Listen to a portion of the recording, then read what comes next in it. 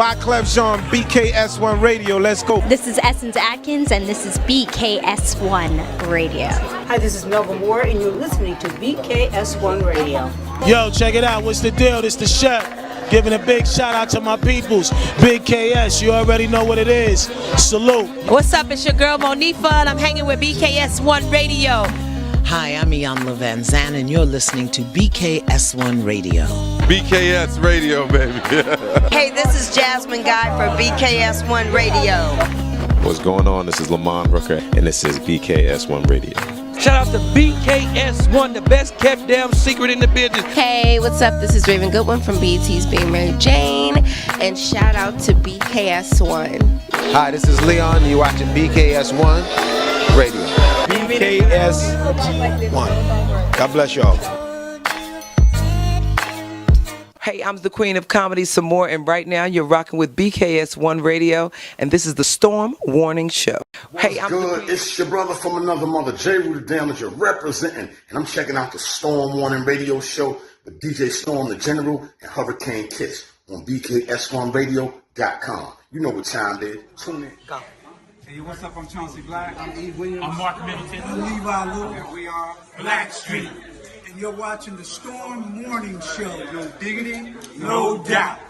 Storm Warning, not warning. Nah, He got it. Thank you from Johnny, and you're watching the Storm Warning Show with DJ Storm North and Hurricane.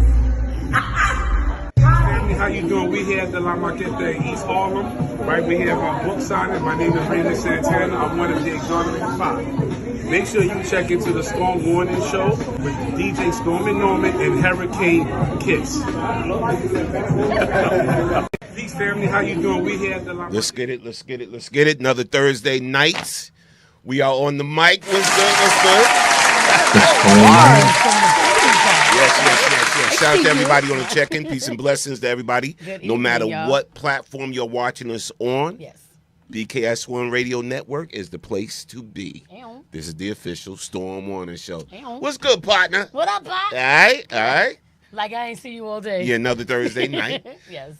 Yes. Now listen. I got to get the proper introductions and everything. You know what I'm saying? So, again, let me introduce my amazing partner, my friend, my co-host, 1/3 of the R&B group Allure. We call her Hurricane Kiss, my favorite, what? Puerto Rican. What? Puerto Rico! Hey! Puerto Rico! Puerto Rico! Puerto Rico! Puerto Rico! Puerto Rico! Oh, you got the fan? Puerto Rico! Puerto Rico! Oh, you all fancy? I'm fancy today. How you gonna be all fancy with the fan and everything? I have a prop. And I would be remiss if I didn't introduce my man to the left of me, my man 100 Grand. The reason for the Storm Warning Show, he likes to be humbly called DJ Storm on the General, but I call him El Chocolatito, El Jefe, El General, all that good stuff. Peace and blessings. I'm just My boy happy to Blue. be here. I'm happy I woke up this morning.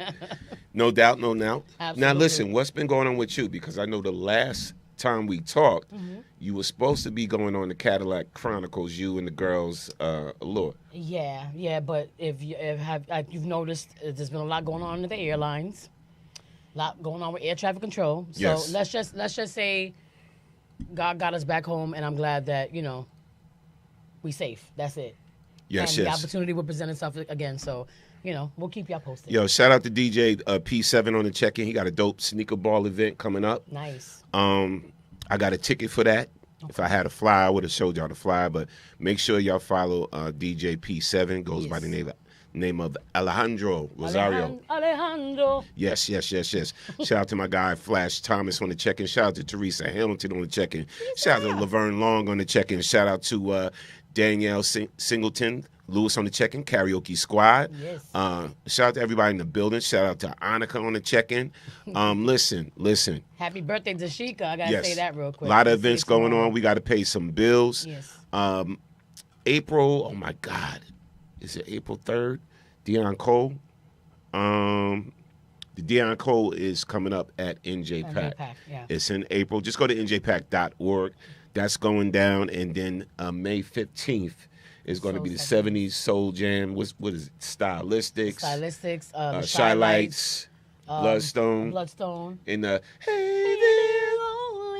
that what she said. But that's going down May 15th. That's my baby's birthday. So just go to njpack.org. Shout out to Ori, she's watching. Yes, they got a lot of amazing events going down and everything. You know where we're going to be at on Friday nights. Yes. So tomorrow, if you are in the area, if you're in Jersey, come check us out. We're going to be at Douglas Hall Temple. Yes. Right? AKA St. Mary's. All right. It's the official, Friday Night Live. Karaoke and Vibes. Yes. It's going down, all right? It's your boy, DJ Storm Norm, and MC Hurricane Kiss. We're going to do what we do. We bring the vibes with karaoke. We do karaoke a little bit different, y'all. So shout out to everybody that's going to be in the building tomorrow at St. Mary's. It starts at 7 p.m. And it's supposed to be 7 to 11 p.m., but sometimes we rock out a little we bit get later. We get out of there like 1:30 sometimes. Yeah. Because it just be popping like that. Also, the kitchen will be open. Absolutely. The kitchen will be open. Come get your wings, your fish, whatever you Yes, shout out to Kitty. Like. But again, that's going to be at Douglas Hall Temple tomorrow. And don't forget, April 18th, if you haven't got your tickets. And shout out to everybody that supported already and got their tickets already. It's the official Gen X 85 Presents For the Love of R&B, old school hip-hop and reggae, and house music. Yes. Mix and mingle is going down. It's an official variety event because it's a little bit of everything. Right. So we party, we dancing, we do it. We eat. We do a little karaoke. We do a little R&B bingo. Yes, we do a raffle. We give out prizes. Yes. It's a raffle. We giving out TVs and everything. This is the place to be. The tickets are only $30. That includes your food. It's going to be at the brand new Lifestyle venue. All right, that's located at 311 West Front Street in Plainfield, New Jersey. Yes. So if you're listen, if you don't got nothing to do, you got something to do now. Right. April 18th, it's going down. All right? Absolutely. The Mix and Mingle. Let's get it. It's going to be your boy DJ Storm Norm on the set. It's going to be DJ One Spin, and it's hosted by the funny lady herself, comedian G.L. Douglas. Yes. Shout out to her. So make sure y'all come through and check that out. Yes. Y'all in the building. Squad always in the building. Shout out to the squad. Now, real quick, we got a amazing artist that we about to talk to and interview and everything like that. I heard some of the music today. I couldn't stop. I was going through the files. I was going through the YouTube and all of that. I was like, oh, okay, he nice with it. I'm like, he nice with it. The video was dope and all of that. The vibes was dope. You see him in the picture, in the promo picture. He got the cruise ship in the back. And I'm like, bruh doing it, I'm like, okay, he doing it like that. After the show, I asked him for $5 because it seemed like he got it going on. You stupid. But without further ado, introduce who we got coming up right now on the show. So you guys know that we love to give any artist, anybody who has something going on, some shine, a chance to promote their music, a chance to promote their artistry, actors, et cetera, et cetera. So my niece comes to me one day and she says, I have somebody that I work with that I was hoping that maybe he could, get on the show or whatever because he does music. And I'm like, okay. She said, no, but it's really good. And then she sent us the link. And that's when I was like, okay, yeah, I got to get him on. So this young man hails from Brooklyn, New York. I'm not going to give you a government, but he goes by Donnie Brasco. So y'all give it up for Donnie Brasco, y'all. That's right. How are you? I appreciate you. I'm good. I appreciate you guys for having me on the show. No doubt. Welcome to the show, bro. It's good to see you, man. Thank you. Good to see you guys. Yes, for sure. yes. Now, I heard some. I was going through some of your music today. Fire. It's a vibe. I appreciate that. Yeah. Thank you. I appreciate that. And honestly, I wasn't expecting it. When Sheree hit me up and she sent the link, I was like, let me see what this is about. And at first, it caught me off guard at first because I was like, wait a minute. And then you started singing, and then you did exactly what I did. Remember, he was like, pull up on me. Yeah. I was saying that all day. Yeah. It's crazy. I feel like a lot of people, they as soon as I tell them I'm an artist, their automatic response is, "Are you a rapper?" And I'm like, "No, I sing." So in real talk, that's what I thought, right? So right. when you was like Donnie Brasco, I was like, okay, hip hop. Yeah. All right, it's gonna be some hip hop, whatever like that. So when I first clicked the YouTube, I'm expecting to hear like bum stickity, And then, and then he was all smooth with it. Right. I said, oh, this is what we doing. Yeah, threw me for a loop. Threw me Yeah. for a loop, but I was very impressed. We back to some real music. Absolutely. Sipping slow jam Sipping type slow music. jam. Right. You know what Exactly. I'm saying? I appreciate that. Yeah. So let that's me love. That's love. Let me ask you, fam. So how long, you've been like, when did you just wake up one day and say, I want to be an artist. Mm-hmm. I think I got talent. I could sing. I want to start writing. All of that. It was really at the age of 15. I was singing in church for a long time. I was a part of a church choir for a long time, and I just grew up in church. And I always loved music. I always loved to listen to some of the old artists, like Michael Jackson, Sade, the Anita Bakers, all the whole 9 yards. So I was always into it, but when I came to like 15 years of age, I was just like, I really want to take it serious. And I want to create my own sound and my own vision, and I've just been working at it ever since. Okay. Really. Yeah. So we noticed that you have, when we were looking for you on IG, we noticed we almost couldn't find you because we were like, wait, this is a girl's picture. And we realized it was Sade. So I was like, oh, my boy knows his music.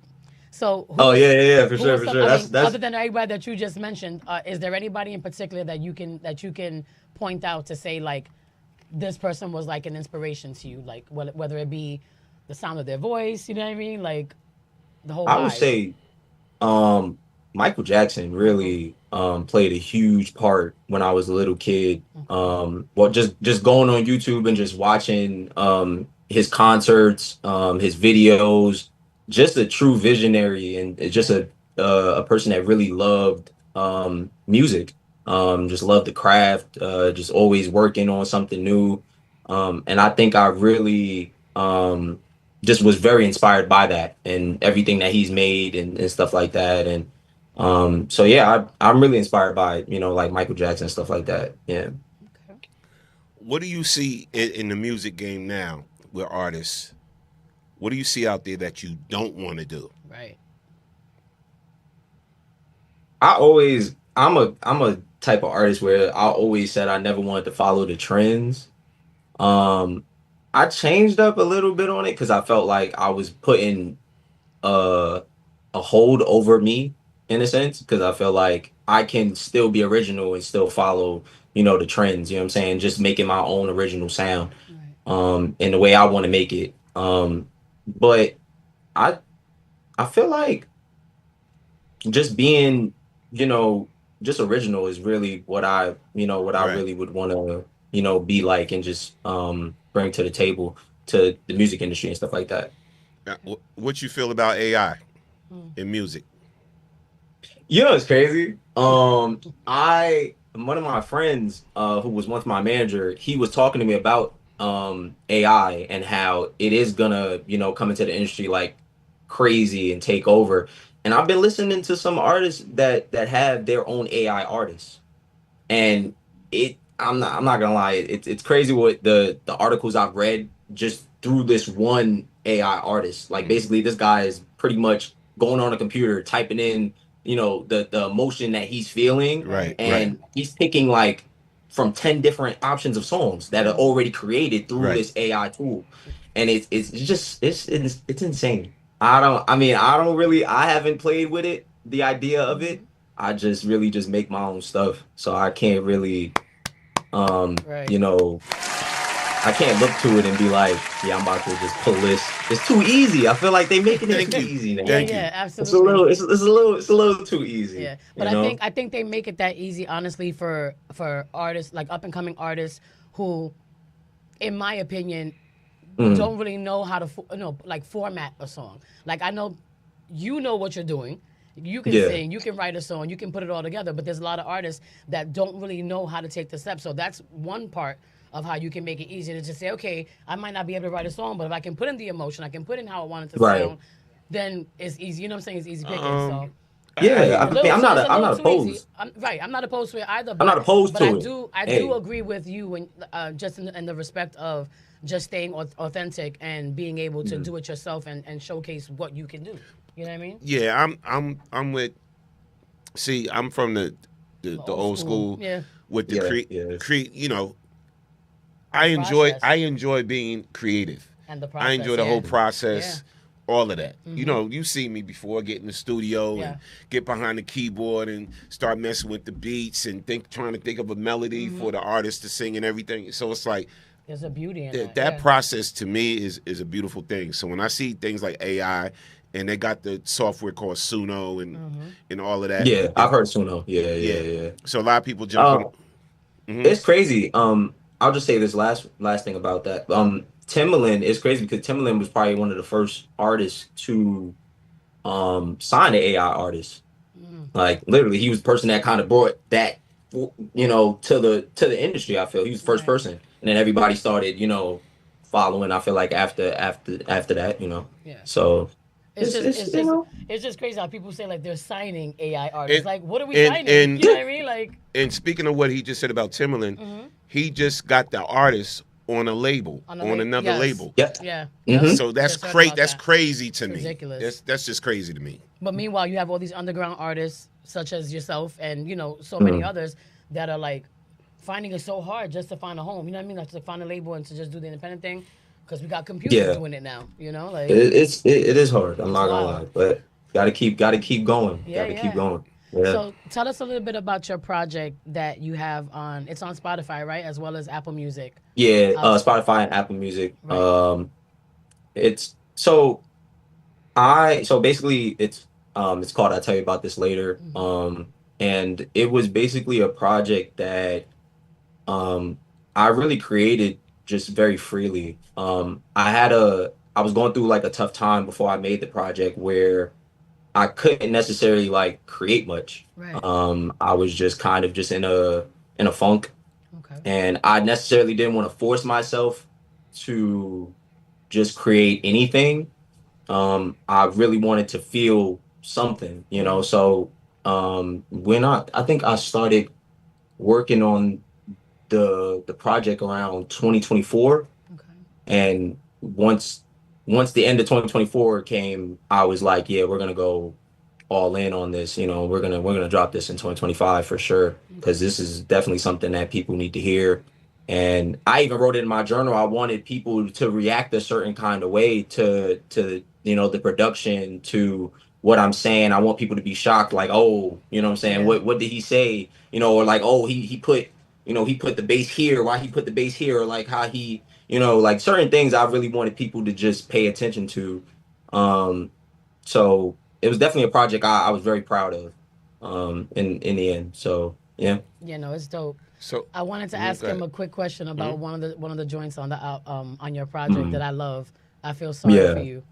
What brought that about? It was really just past like reflections. Just somebody I was with before, and I felt like at the time we were in a good space, but things just kind of went a certain kind of way. So it was just a apology really to like myself and pretty much, you know, the person who I was with at that time. Really. That's really what it was. I don't know, bro. That's a deep title. I feel sorry for you. It's just like if you was my ex or whatever, or you was my girlfriend, I'm like, I feel sorry for that. That means you did something wrong. You did something foul. You did something foul. And she's a messed up person. She probably was about the money. Oh man. She was about the money. She didn't appreciate the things you did for her. I mean, all of that. That's what I was taking from it. I feel sorry for you. Yeah. For a man to say that to a woman, you know something cut deep. You know what, mama? I feel sorry for you. I can't say with you, yo. No, but that's one of my favorite joints on the project. Yeah. All right. So what's this video that we got here? So, you explain the video. You can tell it better than I can. This was the first joint that I got and that I heard, and I was just like, it was push. Yeah, it was a push up on me. Push up on me. Yeah. So that was so believe it or not, that was probably like one of the last tracks that was added to the album. Okay. So I really was like, I wanted like kind of like a combination of like dance, but I also wanted to kind of do what I normally do, you know, the neo soul, you know, to bring those like, you know, real R&B vibes to it. And I was like, what better way to have a song that kind of just speaks that. And a song like Push Up On Me really just speaks, you know, definitely, you know, volumes as it, you know, with the title itself.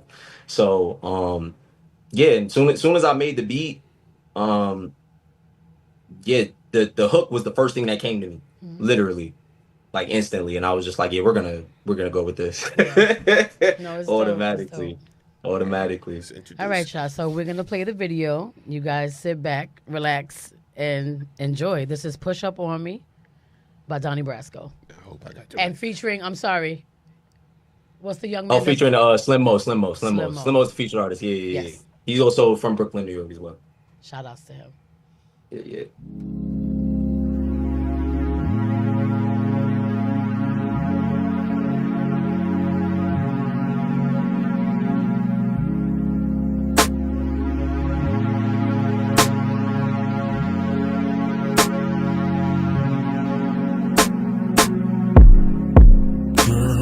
It's the way you wear that tight dress. You finna make a mess, oh babe. Haven't got a chance, I missed your name, oh. But I wanna see you again, yeah. Push up on me in that pretty white tee and them pretty white feet. Just imagining the way you push that on me. Don't hold back, just repeat. Got you begging me, please. When you push up on me, push up on me, push up on me. Push up on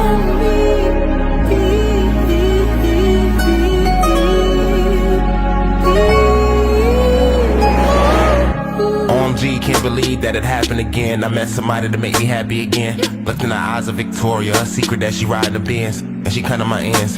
She with her friends, but she ain't never let her friends know how she living, and she said that's her decision. To move better, to think better, to do things in a different way, like her mama did. Everybody get up out the kitchen. It's like, ain't no more acting, it's action. Look at her friends like, what happened? Said she need peace. She texts my phone, she need to get off the streets. Matter of fact, she need to get off her feet. But this ain't news to me. I know lil' shawty, she been working for weeks, and it's only right I give you the D, yeah. Go to your crib, fuck on your bed, and then we wrap to your sheets. I proceed to beat the drum to your beat. Get up in my car, let's just go and ride. Full tank of gas, we can slide all night. One hand on the wheel, other gripping on your thigh. Where we going, I don't know, but I'm outside with you, baby. And a pretty white feet. Just imagine the way you push that on me. Don't hold back, just repeat. Got you begging me, please. When you push up on me, push up on me, push up on me, push up on me.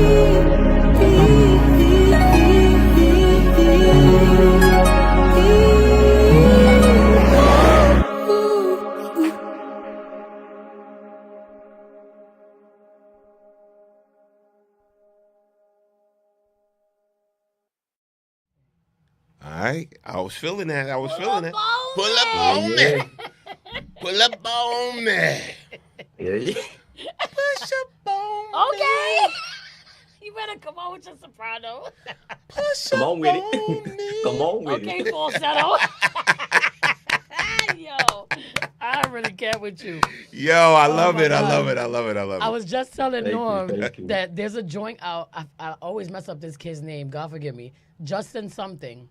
But he has a song out with a young lady called, I think it's Alex Isley or whatever. It gives me that Yeah. vibe.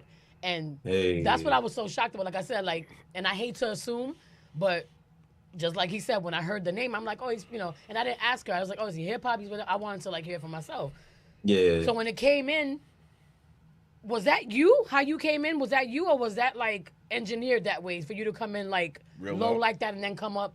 So basically, so I'm gonna just explain the beginning setup. So basically, I record in my house. I make the beats in my house, Okay. and I also so after I record, I just send the track to my engineer in LA, and basically I told him, I was like, I want my voice, the first part, to be pitched down, because I Right. think that's gonna sound like crazy. I don't think people not I've never done that with my voice. I never altered my voice like that. So It was I dope. wanted to do something differently No, on it the was track, and I dope. feel like It definitely like it threw me off guard because then when it went into the song, I was like, wait, what? Yeah, it was dope. How'd y'all he like that? sings. Let me talk to the listeners real quick. Yeah. How'd y'all like that? Y'all Put let it us in the know what comment y'all section. think. Let us Teresa know what y'all think of Hamilton the said, song. dope song. Yes. Itwale said, I Hey. wrote 2 house music songs and need beats. I went to the center to learn hands-on, but I might use AI. C. Yolanda said, I hear those beats knocking on my system in my car. I love it. Yeah.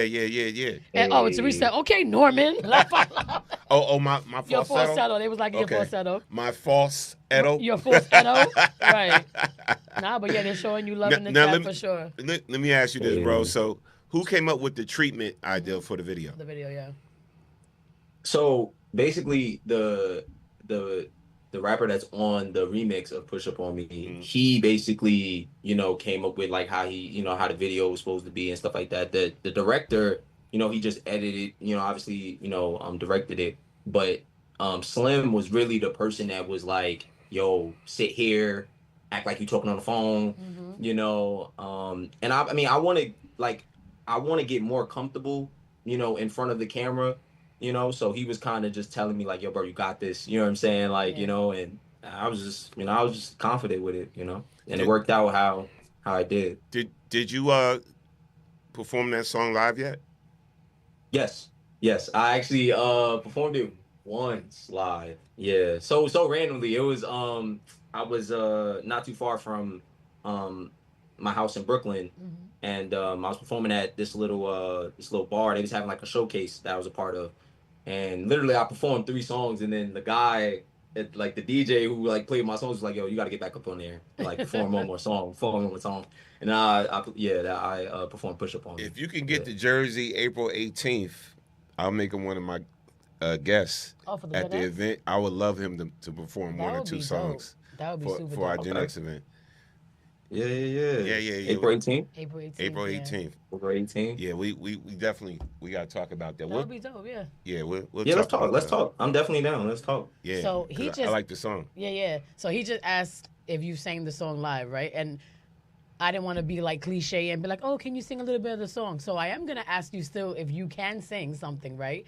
But it doesn't have to be like something long. But I just wanted to hear a small part of one of your favorite songs right now. Anything. Small part of one of my favorite songs right now. I listen to a lot of songs. Oh man. It's cool, bro. I got an auto-tune button right here. I'm trying to see. I got a lot of songs. I don't even listen to, oh my god, there's still a lot of songs. Maybe I can't even think right now. I can sing like just one of my songs probably just to. Okay. No, that's cool too. That's cool. I was ready to sing "Push Up On Me," because that's. I was gonna say something by Michael, but I could. I definitely could do that. Yeah. Because I mean, you said sing something about Michael, right? Okay, let me see. But yeah, anything. Girl, it's the way you wear that tight dress. You finna make a mess, oh baby. Haven't got a chance, I missed your name. But I wanna see you again, yeah. Push up on me in that pretty white tee and them pretty white feet. Just imagining the way you push that on me. Don't back, just repeat. Got you begging me, please. When you push up on me, push up on me. Hush up on me, hush up on me.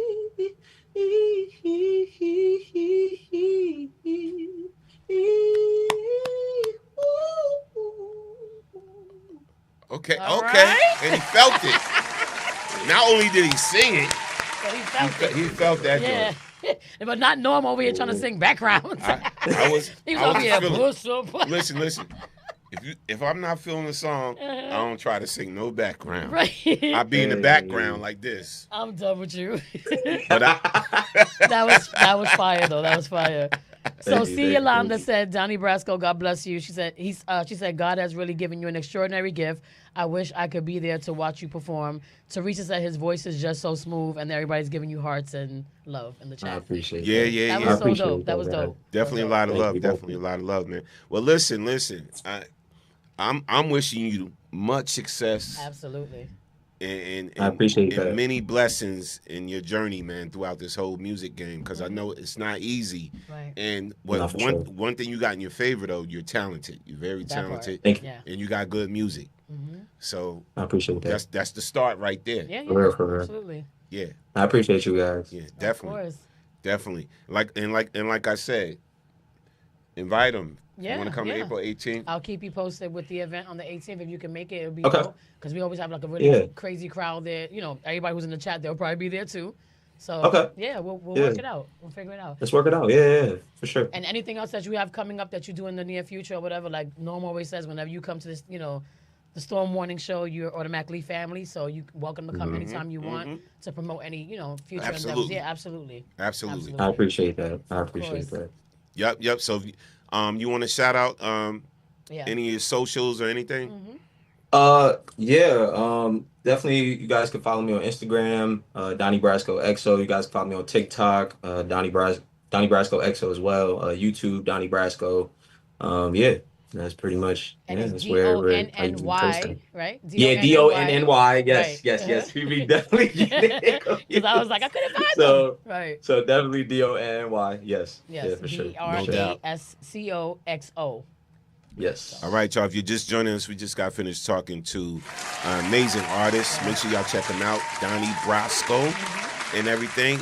He's doing his thing. He sounds good. The music is good. So make sure y'all follow him and check him out and support the brother. Yes, all right? absolutely. So I'm quite sure your music is already on streaming platforms and everything like that. Yes, for sure. So definitely support Donnie Brasco. Again, brother, it was a pleasure having you on the show. Appreciate you guys for having me. Yes. Hope to speak to you soon. For sure. No doubt. Yes, No thank doubt. you, babe. Yes. Thanks, man. Yes. Great. I love when we have great artists on the show. Good artists on the show. Yeah. Definitely. Shout out to everybody on check-in. Oh, we got some hot topics. So listen right now. Absolutely. Listen right now. Share it out right now. Hit the share button right now. See, Yolanda Wright said, "Can I book want Donnie?" to book him for my birthday party. Yeah. Wow. So inbox me or Akisa. Yes. And we'll try to make that happen. Well, for yeah, you. we'll get you in contact with him. Yes, definitely right now. So this is the point of the show where we start talking about hot topics and relationship stuff and things that's going on around the world and everything like that. So click the share button right now. All of y'all that's listening to the sound of my voice and everything. Shout out to everybody on check-in. And again, I'm glad that was a great guest. Yeah. Great and talented.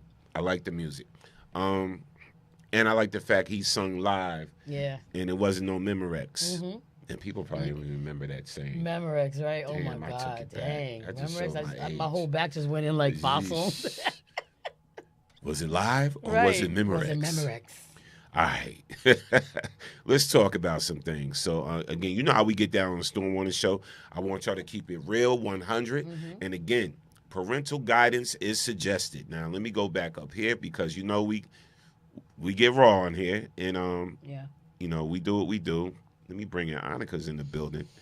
Let me, Queen Annika. let me see if I got it. So y'all could see we got other people in the building, too. And no, not a stalker. It's just Annika. All right, let me bring a shot.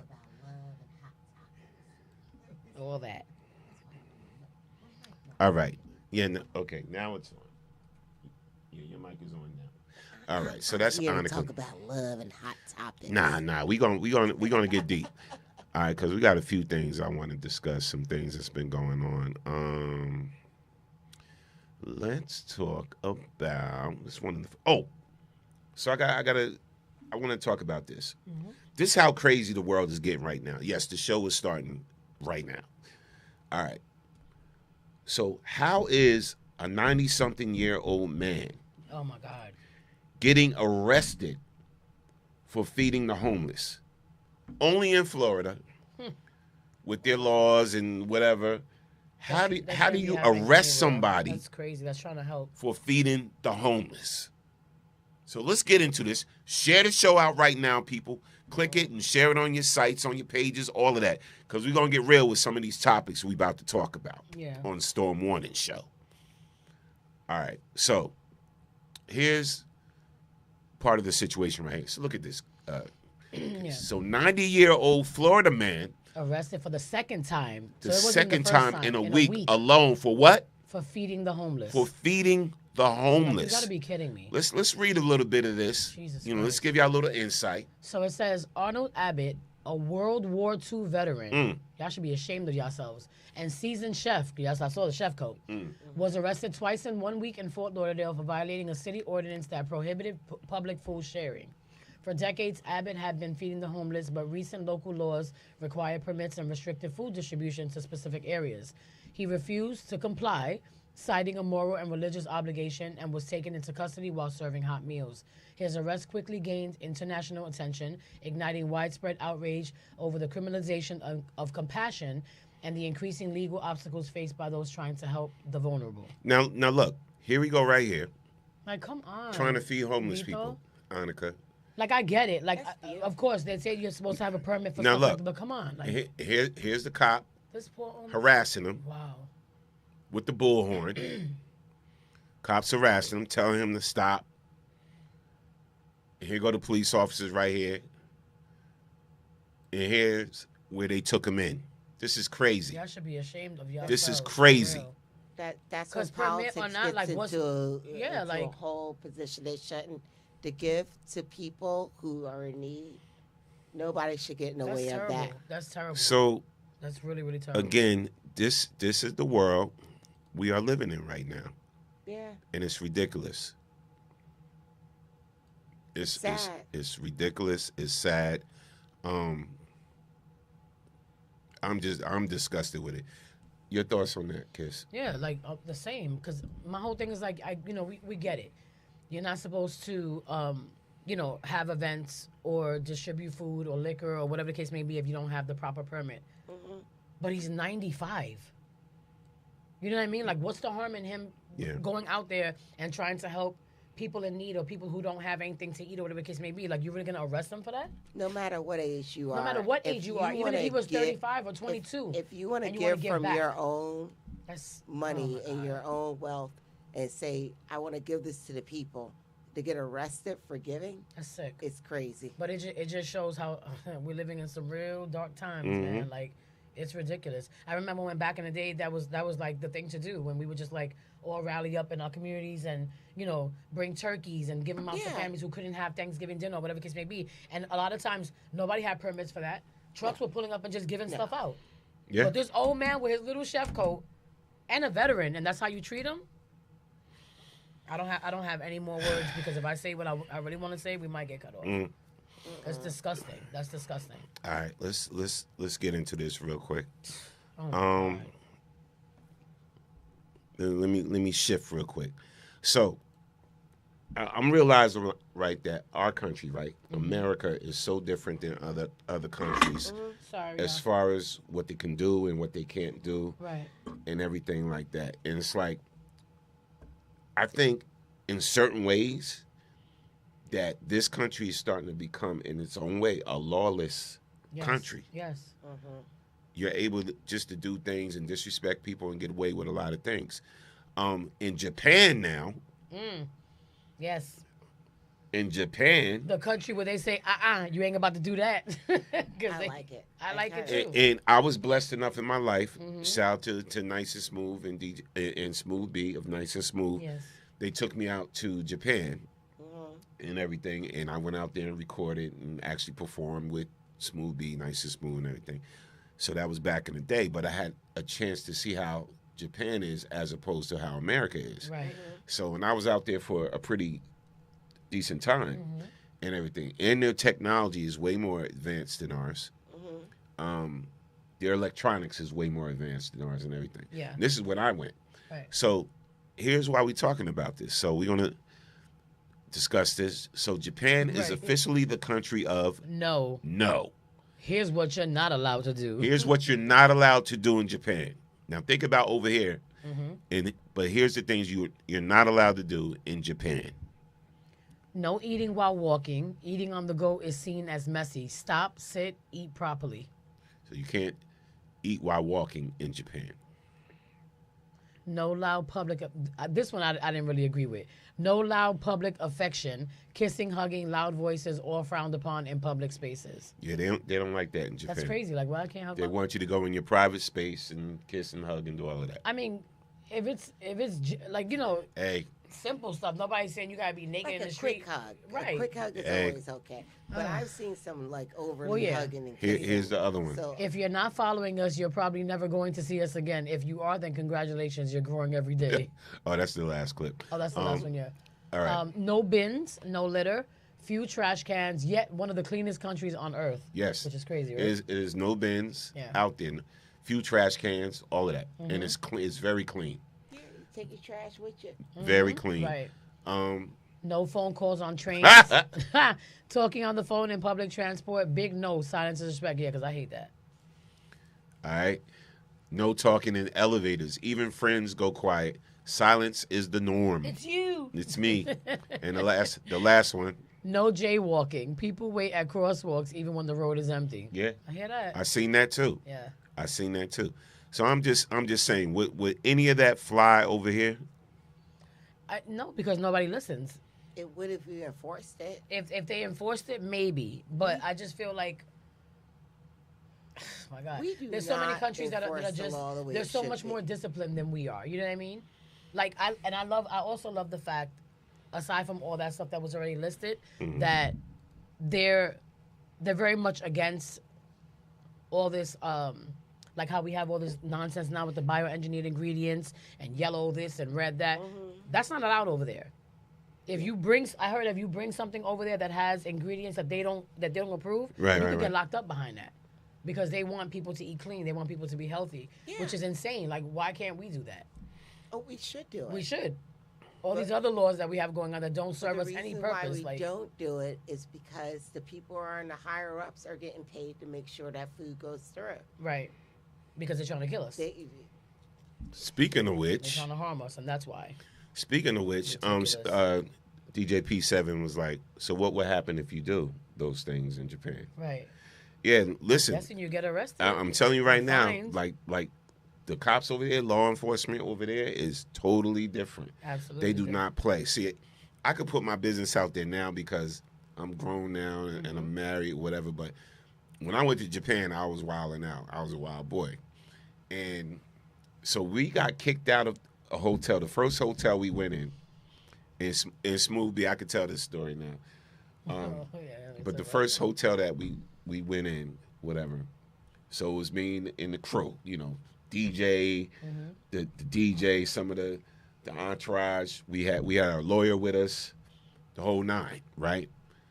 So we went to this hotel. The first hotel we went to was in Roppongi, Japan. Roppongi, right?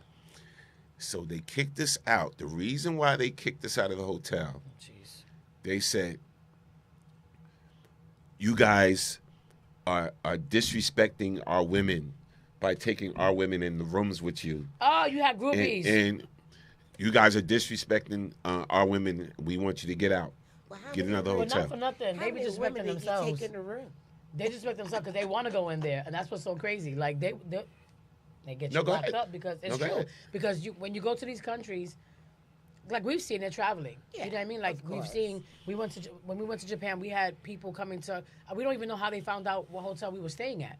But they were just fans, like coming with like photo albums of things that they made for us, or it's a sign or whatever.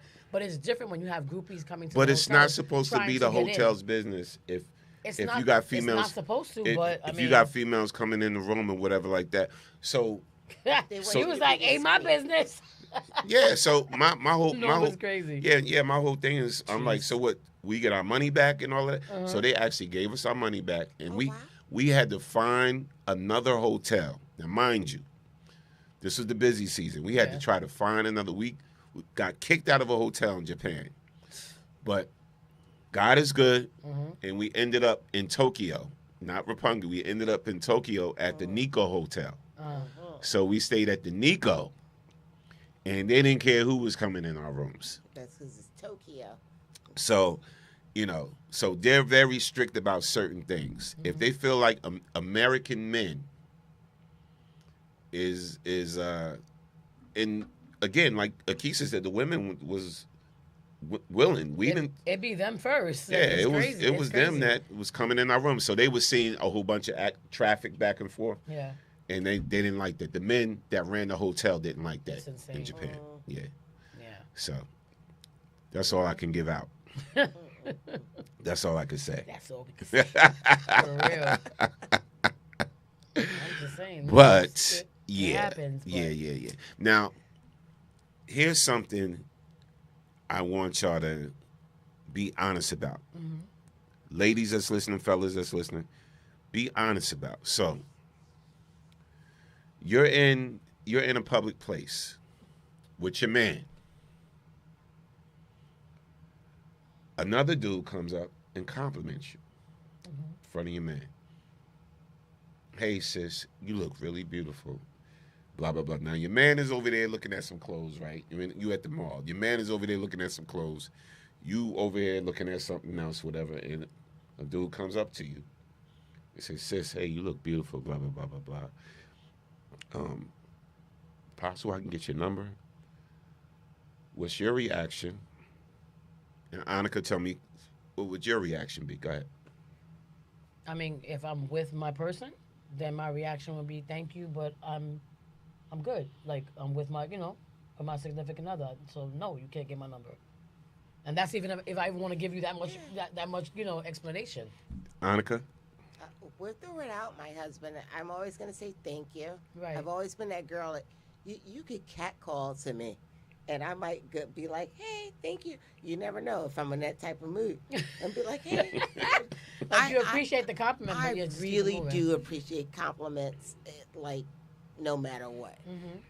So, but I'm always going to tell you that I'm married and, like, no, you can't have my number. Yeah. All right. But honestly, if I can not necessarily retract from my reply, but I feel like if I'm with my whoever, boyfriend, fiance, husband, whatever, and they're not far, and you see somebody approaching me, you should be the one that's coming up and like, oh.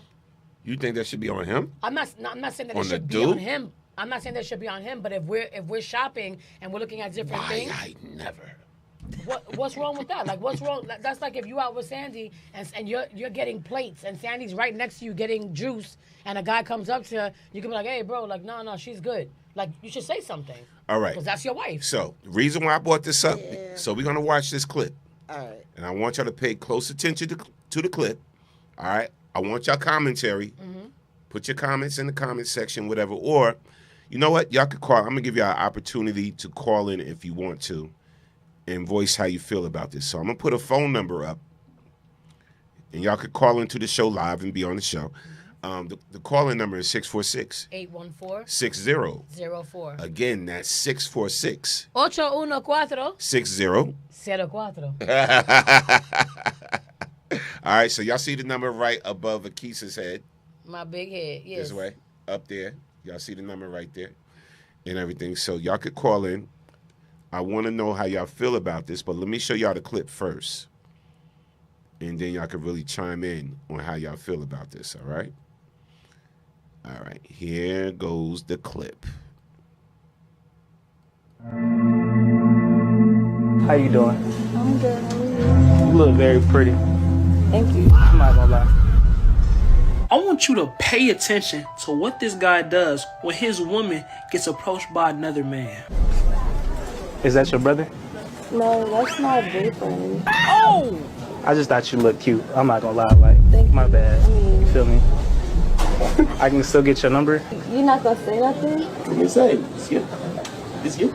I mean, so you don't care? Like, he's talking to me, you're not gonna say nothing? Most guys would jump up, start lashing out. That's my woman, back the f*** up. But no, why waste your breath? Instead, he does something every man should do. Let her choose. I care. He's asking for my number and you're not saying anything. I'm waiting for you to say something. No, you're the man. You're supposed to say something. I'm supposed to say something right now? You're the man. What if I wasn't here?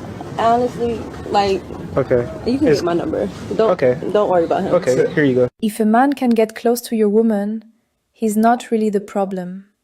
Think about it. Men try their luck all the time. That's normal.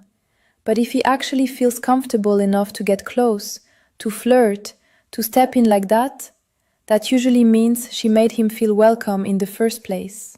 And that tells you everything you need to know about how she moves when you're not around. How you doing? I'm clapping that up. So, I saw that video before. Mm-hmm. And the thing that she did wrong, if somebody comes up to me in the store and grabs my hand, don't touch me. Oh, you can't. That's first and foremost, right? And the reason why I said what I said about, because I've been seeing a lot of these scenarios, because like these guys walk around doing this all the time, so we get it. They could be skits, who knows? But my whole thing That's is, not the point. The point is, if I'm with my significant other, and he's standing on the side on the phone, and somebody grabs me, number one, don't touch me because you shouldn't be touching me in the first place. The first initial thing should have been, I don't know you, backing up, and you go stand next to your man. The fact that she stayed there, and it was almost like she was like still waiting for more compliments, that's the part that made him feel welcome. So whether she's with her man or not, like if you by yourself, then that makes me feel like, so when you by yourself, you just talking to everybody. You just being you're being overly friendly. You know what I mean? Talking to whoever comes into your space. Yeah. But the way her boyfriend responded was also like, it's kind of questionable. Because like, when she was like, you're not going to say anything, and I get the fact that he was probably trying to say like, no, I want to see how you going to handle this, basically. Because to me, she gave him too much comfort in that moment. You know what I mean? Right. Like when he grabbed her hand, she should have been like, like, and then, like I said, stand next to your man. But it was like the and then the back of thank you, and you're not gonna, you know what I mean? So in that scenario, yeah, I feel like she was doing a little bit too much, but he didn't help the situation. And then for you to turn around and say, yeah, you can have my number. Like, but see, I'm with dude. I would have reacted like him, like, no, like when she was like, babe, ain't you gonna say something? No. So you would be okay with somebody approaching Sandy as long as she handles the situation, handle it accordingly. Right. You know what I'm saying? And then if he gets continues stupid, after that, that's when. And that's my point. That's my point. Yeah. Because I feel like if somebody, first of all, but that's what I'm saying. If somebody grabs, you're not gonna say anything when they grab her hand, even if she's saying like, "Why are you touching me?" The number is the way he handled it. Real quick, the number is 646-814-6004. I'll put it in the chat. Like, you know what I mean? Like, I think the way he handled it was totally wrong. So for me, first of all, usually a male will never approach me that way because I handle myself a certain way that you know I'm a taken woman. But if a male approaches me, whether it's my brother, whether it's my son who's 25 years old, and sometimes people, because sometimes I look a little younger when I'm male, so they confuse me and my son. But I'm just saying, whether it's my son, my husband, my brother, my nephews, like no male would ever let a male get that close to me. And that's like, the thing. My son won't even let me walk on the street side when we're walking. My son grabs me and makes me walk on the inside versus the outside of the street. And all of the kids, all of my males in my neighborhood, in my family, have been trained that way.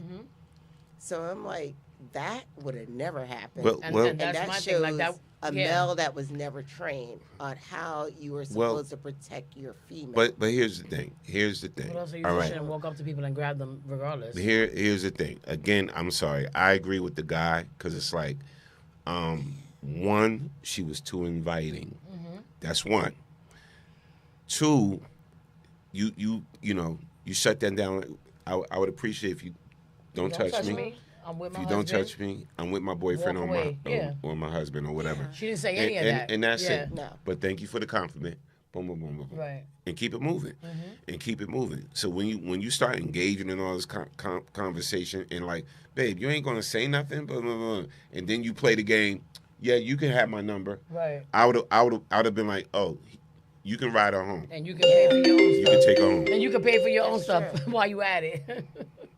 Call her from the 252. State your name where you're calling from. You're on the Storm Warning Show. I'm calling from New Bern, North Carolina. North Carolina on the check-in. Hey, how This are is you? C. Yolanda Wright. Hey, Yolanda. how you doing? How are you? Hey, I'm fine. You know, I'm originally from Plainfield. That people. Well, we glad you called in. Yes, we are. What's on your mind? Yeah, because that situation right there, I went through something similar. And my whole thing is, I'm like, yo, babe, this dude want my number. What's up? And the guy I was with, he was like, yo, what's wrong with you? Because he had to have seen us together, you know what I'm saying? Right. And that's my thing with that video. He asked her if that was her brother. What the, really, dude? Right. Come on now. I mean, they look nothing like brother and sister. Right. And the way they were, I mean, I don't know how they were together before that moment, but it's pretty obvious. Right. You know, and the reaction she had, I mean, I didn't get mad. I just said to my babe, I was like, yo, babe, he wants this my number. What's up? He chimed in, you know. And my thing, dude, he didn't chime in the way he should have, to me. You know, but if you love somebody, you really into that person, right? Husband, boyfriend, whatever. Right. I mean, you should react differently. You know, it just not violent. Right. You know, not rash or nothing like that. But dude, that's my woman. Yeah. Facts. Yeah, because I feel like regardless of the fact that he I feel like regardless of the fact that he shouldn't have touched her in the first place, right? Yes, her reaction, her reaction altogether wasn't what it should have been. She could have spoken a little bit more, but I think she was also looking for like validation from him. Like, are you gonna come protect me? You know what I mean? Like, you just standing like, why would you allow somebody to come that close to me and touch me and whatever?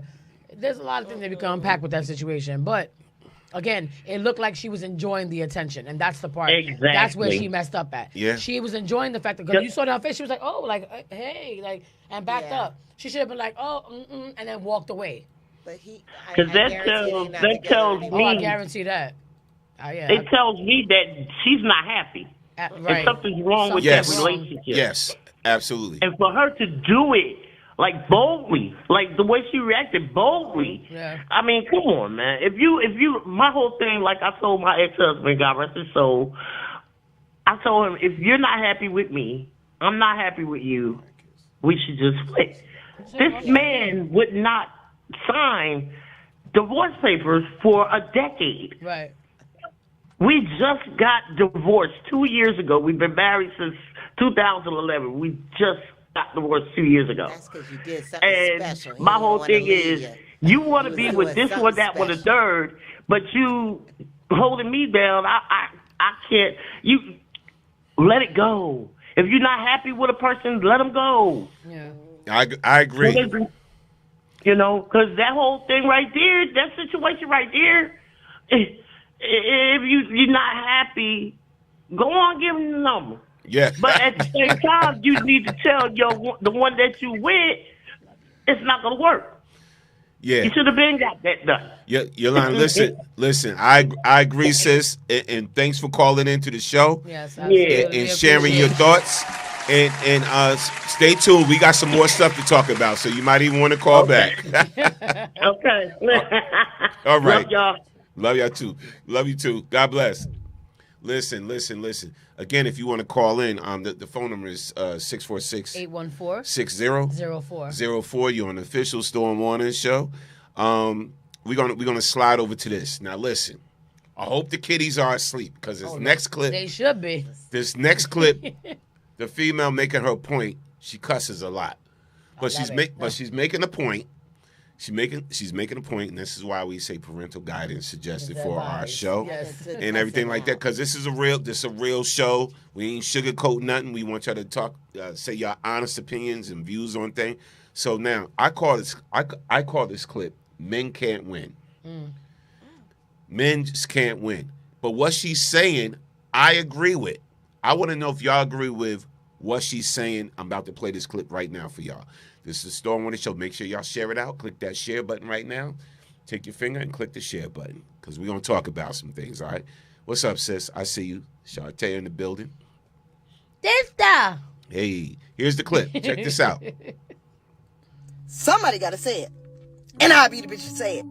Fellas, I'm sorry to be the one to break it to you, but, baby, regardless of what you do, it's never going to be enough for these booty head ass bitches. Let's get into it.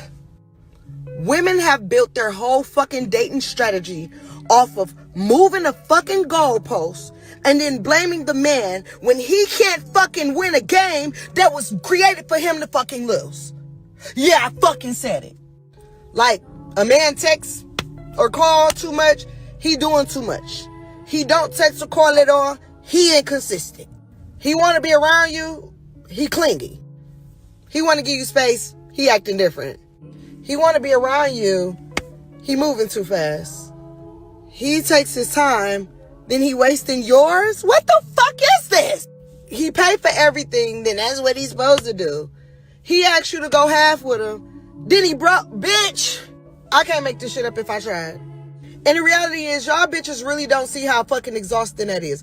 Bitch, I'm exhausting just making a motherfucking video. That's exhausting. Regardless of what the fuck they do, it's never fucking enough, bro. He want to communicate. He sassy. He talking in circles. He quiet. Now he's emotionally unavailable. He explained himself. He making fucking excuses. He don't explain it all. Then he fucking hiding stuff. Bitch! He got standards, you say he controlling. He got boundaries, you talking about he toxic.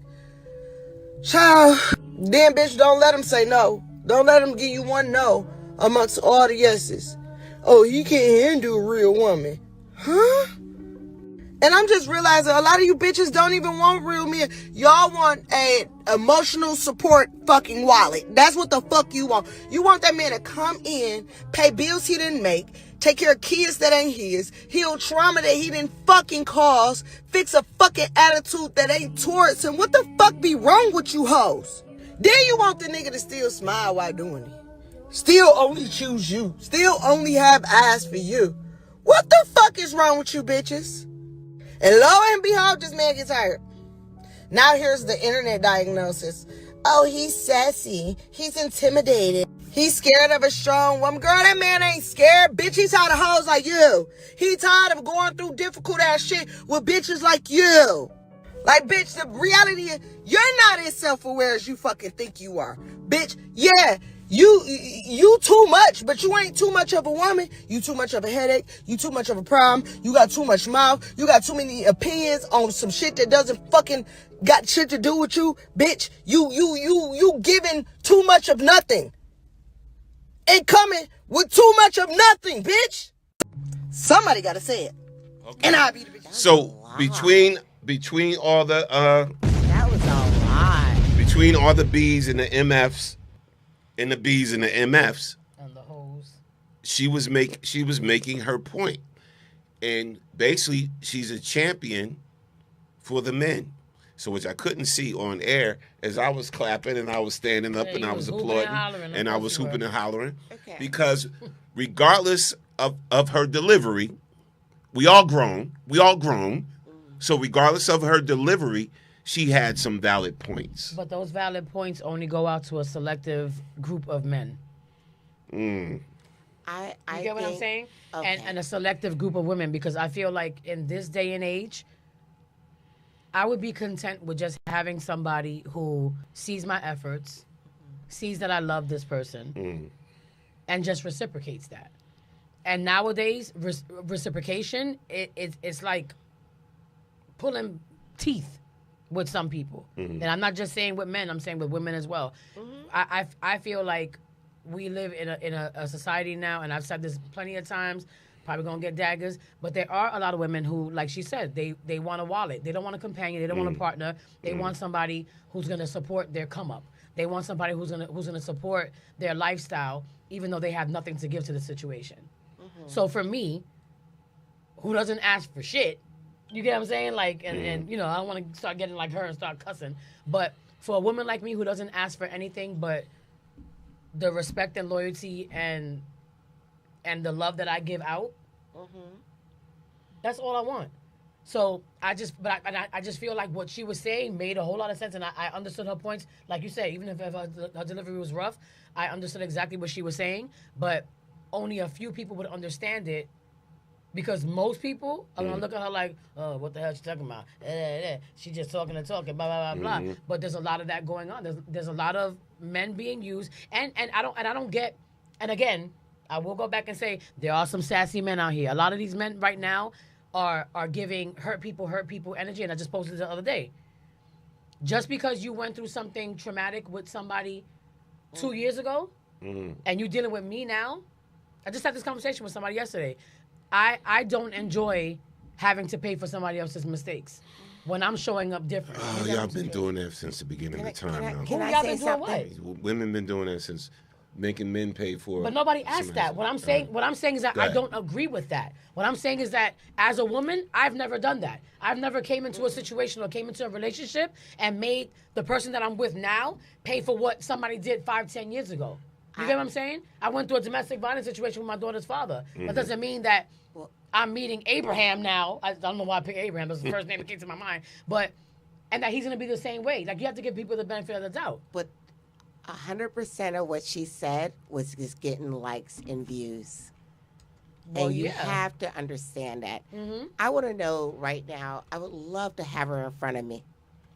Who are you with right now? Do you have a man? Do you have a husband? Or do you have a boyfriend? Do you have anybody who actually consistently takes you out on dates? Because I could, just by talking to her, whoever who is taking, just by seeing her, I know whoever is actually showing up at her house is not the type of guy that I would ever want showing at my house. And, you know, I'm a bougie ghetto girl. I am. But that's the example of there's somebody for everybody. But this girl right there, but there's somebody that likes that. You get what I'm saying? She don't got no man. No, you never know. You never know. And if she do, the friends that she got that she's saying that to. That's your assessment of her. How you know she's just not tired? I would love to meet her. How you know she's just not tired of seeing men getting abused by women? That's okay. And I've heard it too, because I am a man supporter. I have 3 brothers. And you know, I grew up in an all-male neighborhood, and I am a supporter of men. Like, I could say that, no, this is not the way my son, I love my son. He's 25 years old. He's my hangout partner sometimes. I understood and her I don't frustration. beat up on men. But real quick, this girl right here, that's trolling for views. But I get what you're that is not saying. A real woman. I get what you're saying, and first impression will probably make you feel that way. But I also try to look at it from a different perspective as well, to say, like, she's probably gotten into situations where she's gotten treated indifferently because of how these men are getting treated by women, and there's so many good men that are not being appreciated right now. This is true. So that's probably where her anger comes from, because I feel like that sometimes. I might not say it like that, but I get tired of sitting back like, why do I have to? Why do me, Akisa, knowing how I am, and y'all know me, right? Why do I have to struggle to be in a, like, why is it so hard to say what you want in a relationship, to explain it to somebody, to see what they want and see if you align? It's like nowadays, like, the dating pool is getting so much harder just to have conversation and see if you like somebody. Well, listen. Like, this love is not what it was when we were growing up. Because I'm going to tell you right now. At all. People take social media as reality. Absolutely. One, right? Yep. So when you get the people that stay on Instagram, stay on TikTok, in these platforms and everything like that, and all they see is women talking about I got to go get the bag. Blah blah blah blah blah. I don't want no broke dude. Blah blah blah blah blah. This is all you're hearing right now in songs because female are dominating right now the charts. Female rappers are dominating the charts right now. So all you hear in the songs that's being played is about I don't want no broke dude. This and this and that. It's I'm getting the bag. And this, you know, if you listen to all these songs, so listen. So young Miami, she just came out and made a statement. She said, now hear this.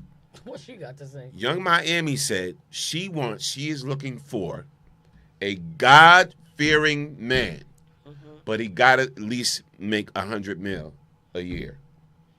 So is young because I don't follow most God-fearing men don't make $100 million. Is Young Miami the one that was dealing with Diddy? Yes. Carisha? Yes. I don't want to hear what Carisha got to say. But this is the mentality. She says she want a God-fearing man.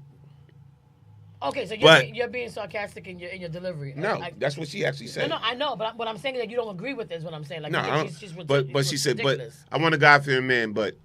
He got his minimum. He got to at least make $100 million a year. Bye. What are you making? But when we're talking, like this, is what I'm talking about. Things have been so flipped. It's not even funny. Like for me, like I am a more old school girl, as far as relationship wise. I cook, I clean, I take care of the yard. Like there's like my garden is already starting to grow, but this is not what girls did it, and my husband does take care of me almost 100%. So I can't say that when women say they want a man that takes care of them, it's like, I don't do that. My husband takes care of me 100%. But when he comes home, his clothes are washed, the house is clean, dinner is cooked, the kids are perfect, all the bills are paid because he gives me all of the money. And I go and I pay every bill that's possibly done. And then I'm in the yard myself. There's no fucking landscapers at our house. I'm cutting all the bushes. And I'm mowing the lawn. And I'm planting the tomatoes.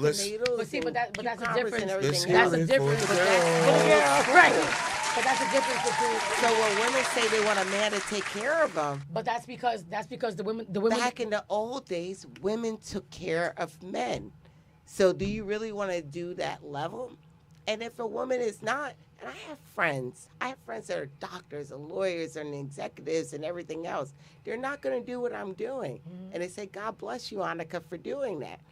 But half of those husbands are at home doing all the shit that I'm doing because the wives are doing it. Well, here's the thing. It's an exchange. We can't even talk. If you talk about back in the day, back in the day, whatever, and men paid everything and the woman stayed home or whatever like that. See, here's the thing. Let's be realistic about today's world. Most women ain't but most women ain't trying to hear that. Most women listen. Okay, I'm paying all the bills. You're gonna stay home. You're gonna cook. You're gonna clean. You're gonna give me sex when I want. Blah blah blah. Like those, a lot of women back in the day, because I even spoke to like my aunts and stuff. They were more made robots. They became robots because they accepted that, right? So like today's, like the average couple today, they rocking 50-50. That's true. Like let's pay these bills together. Yeah. You know, you work, I work, pay bills, whatever like that. But you don't want a deadbeat on either end. You know what I'm saying? So you don't want a deadbeat on either end. You don't want a deadbeat woman. You don't want a deadbeat man. You at least want to see that they're doing something. It's not about who makes more, who makes less, or whatever like that. That we're both pitching in. We're both contributing. We're both trying to build something together. That's what today's world is becoming.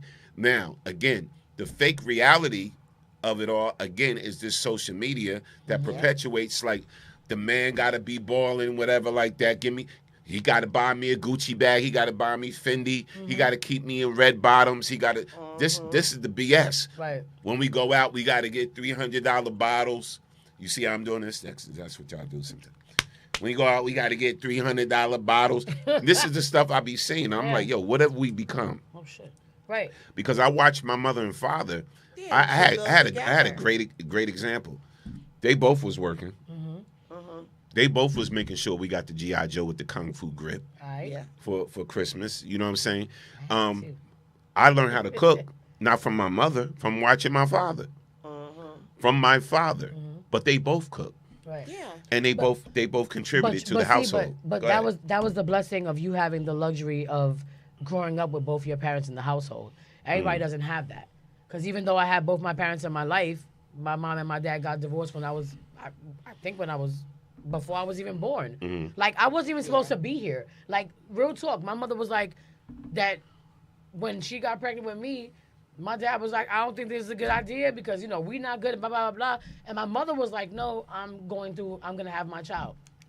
So for whatever reason, I'm here, and my father still loved me, thank God, you know what I mean? But the whole thing is that I grew up watching things from a different lens because of the divorce. Right. I didn't have both my parents in the household, but I still had, although I had the love from both of them, although my mom was the one that was steadfast, she was there all the time, my father was in and out, I didn't love him any less. But it's a big difference from people who actually grew up in a household with both their parents. Like, I feel like that's a big reason why you are the man that you are today. Like, the way that you're giving and the way that you pay attention to detail and you know, like, you have emotional intelligence and like you're not a dumbass walking around here acting like caveman days. You know what I mean? But at the same time, the same way you said relationships are supposed to be about, you know, give and take or whatever the case may be. But it's also supposed to be that if my husband's taking care of me, or like you said your I husband's cook. taking care of you when he comes home. He shouldn't have to do anything else. Right. And that's my thing. Like, I've always sure the castle is there. Right. Then when the castle comes home, the castle should be perfect. Right. My whole thing is I've always had this idea, right, of like because I was married before. Everybody who knows that knows that. It wasn't the most ideal situation. We ain't gotta get into it. Homeboy was locked up. Anyway, the point was it wasn't the most ideal situation. It wasn't my dream of what I dreamed for myself. Right? So now, being divorced and being single or whatever the case may be, I would love to be married again because I want to be able to experience a husband who's out working and doing what he has to do and me working and doing what I have to do, and him coming home to a house that's clean, him coming home to a meal, him coming home to, you know, a woman who's ready to be like, you know, just go take a bath, I'm going to massage you. That's what I like to do. Right. I like to nurture my partner. But at the same time, it's not more so about give or take. It's also about one day your husband can wake up and lose everything. Then what? What are you going to do about that? And a lot of these women will deal with you only because of what you can do for them. And as soon as you can't have that, they're gone with the wind. And they're looking for the next victim. And this is the problem. And honestly, me, honestly, genuinely, the woman that I am, and I have my flaws, I make mistakes, whatever the case may be, but I'm a good person. And I get tired of sitting in the shadow of these bitches that run around all day waiting for the come up and waiting for somebody who's going to take care of them because they genuinely don't care about the person that they're with. They're just there because they want the prizes, they want whatever. Yeah. And I get sick and tired of living in the shadow of now I have to sit here and be careful about how I move, how I breathe, what I say, how I speak, if I'm too emotional or not, because you dealt with somebody for 5 years who was just all over the place, and now you're waiting to see if I'm going to give you the same thing. Well, you know, like, it's tiring out here. Like dating is tiring. No matter how much you can find somebody that you love, I'm gonna tell you, there are so many amazing guys out there. They are. There are a bunch of amazing men, and they get played all day. It makes me sad because I see these amazing guys out there, and I'm like, I could set some of my friends up with them, and they'll call them corny. But they're corny because guess what? Why? Give me a but here's the thing: give me a corny too. A lot of women that I see that I run into, they want the challenge and they want the problem. Yeah. For some reason. I want problems always. They want problems. They want the smoke. For real. But why they don't want you the smoke. have the guy that has everything, all the things that could set you up, so you could work if you wanted to work or you didn't want to work. I'm telling you right now. But he's corny. On BKS1 Radio. What does that mean? I'm telling y'all this right now. Corny about on driving your BKS1 Radio Mercedes on the Storm Warning Show. Nothing. God forbid, if I ever get a divorce, like I told you today, I am going to be a hoe.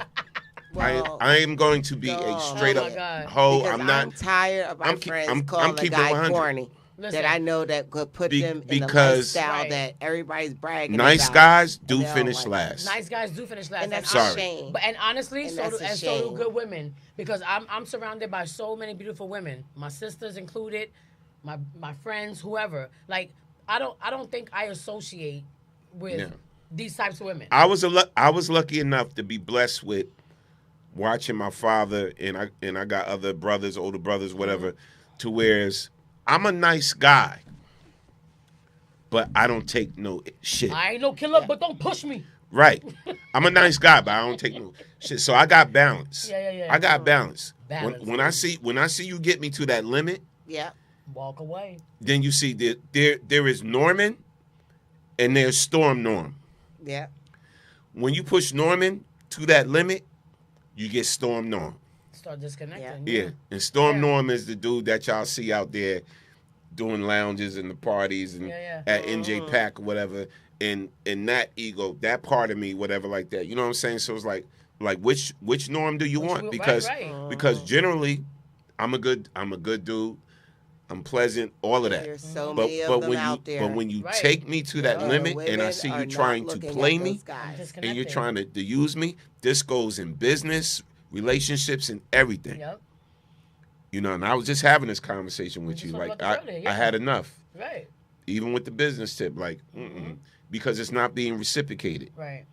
And that's my thing. Reciprocation to me reciprocation is above and yes, and reciprocity everything is very important Everything. in any relationship, business, personal, intimate, whatever type of relationship. Reciprocity is very important. If you, it can't be one-sided. I literally just said yesterday, I said, no matter how good I am to people, I know in my heart of hearts, right? Because there's a such thing, there's a word called discernment, and I have a lot of it.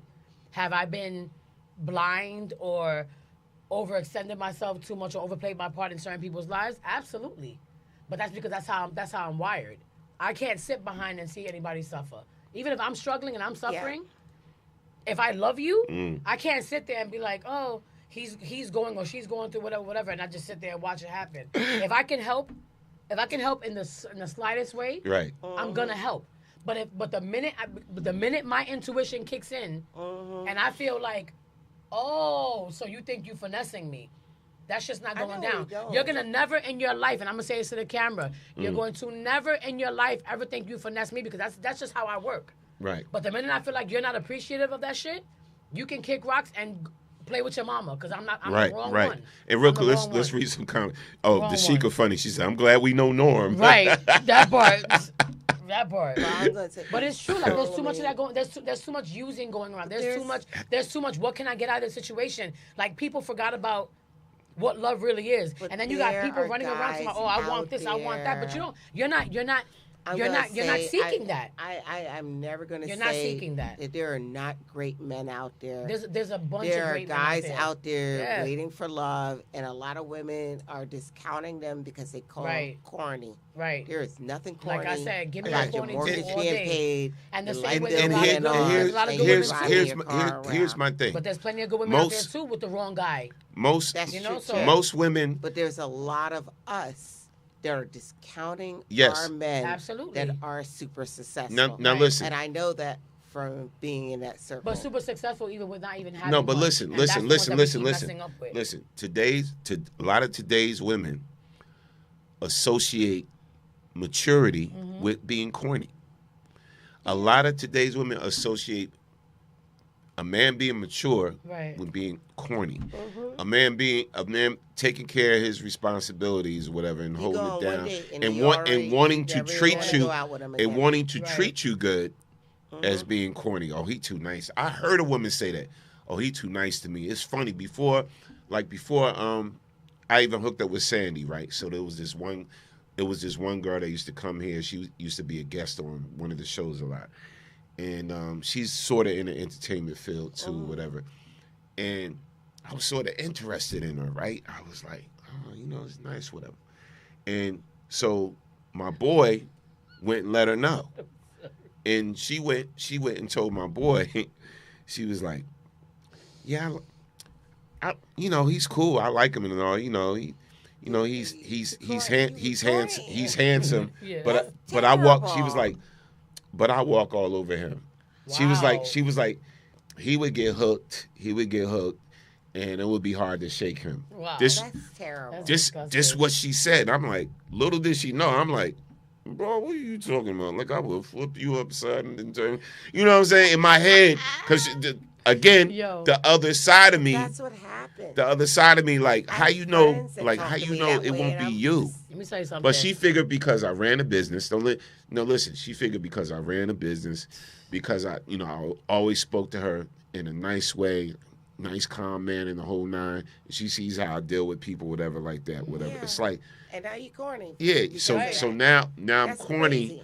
Because I'm treating you nice. Let me tell you something. So you can't win for losing. I'd rather have me a God-fearing man, a trying man who's goofy, makes me laugh, got 2 left feet, can't sing worth a lick, but every time he sees me, he wants to sing to me, or that we cook together, I got or that somebody you know what I'm saying.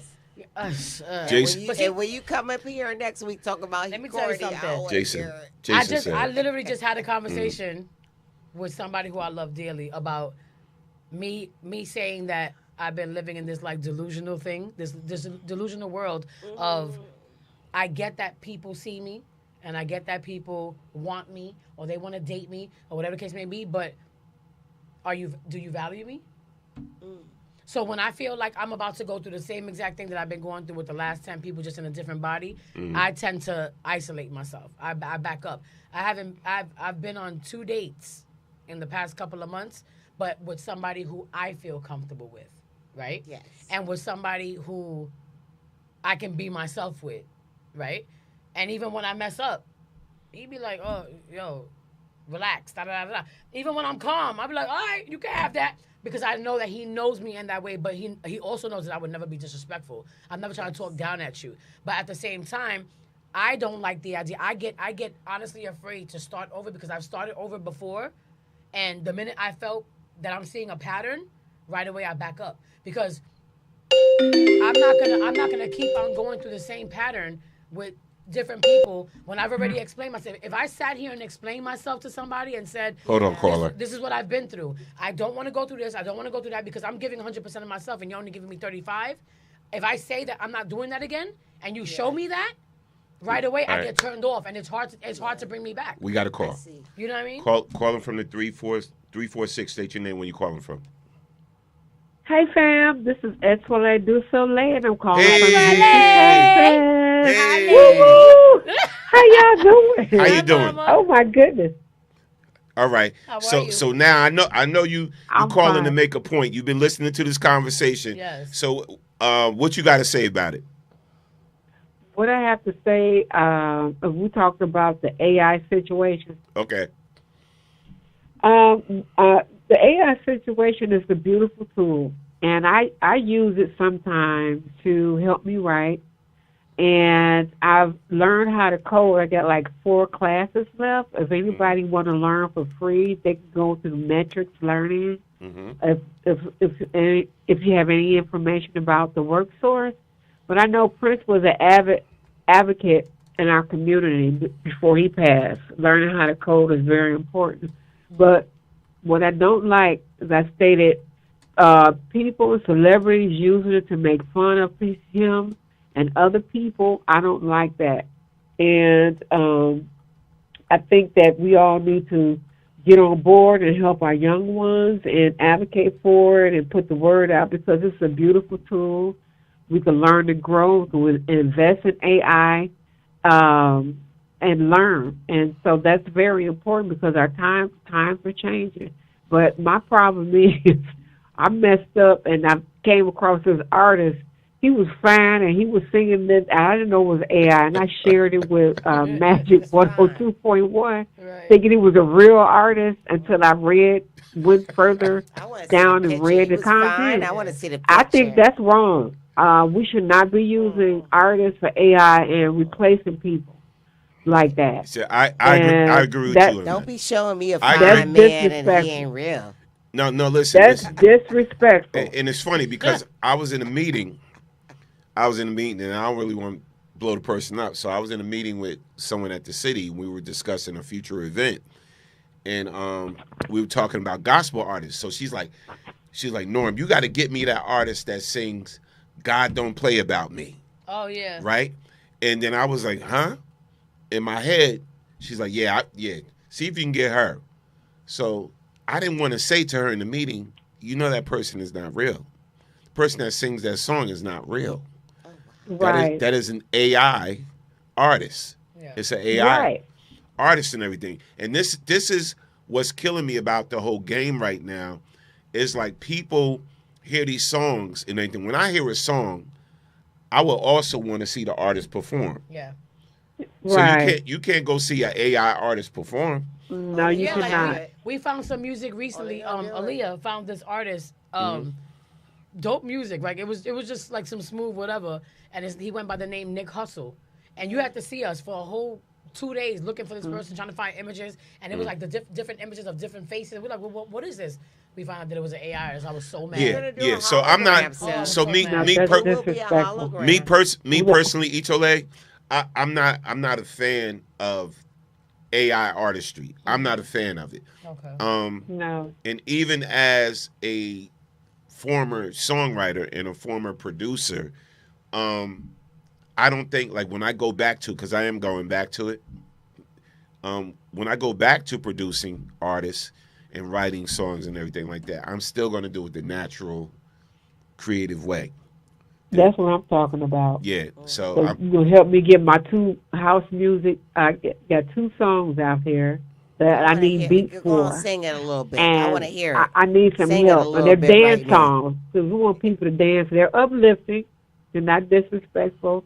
But I went to the A-Leaf Community Center where I live, and I learned how to do video production and also music production. But I need to go in and learn how to use that the software that they have, so I can learn how to make my own beat. Absolutely. But I have the song. Absolutely. I'm going to send. You know what? I'm going to send you some information. I'll send you some information, whatever, that will help you.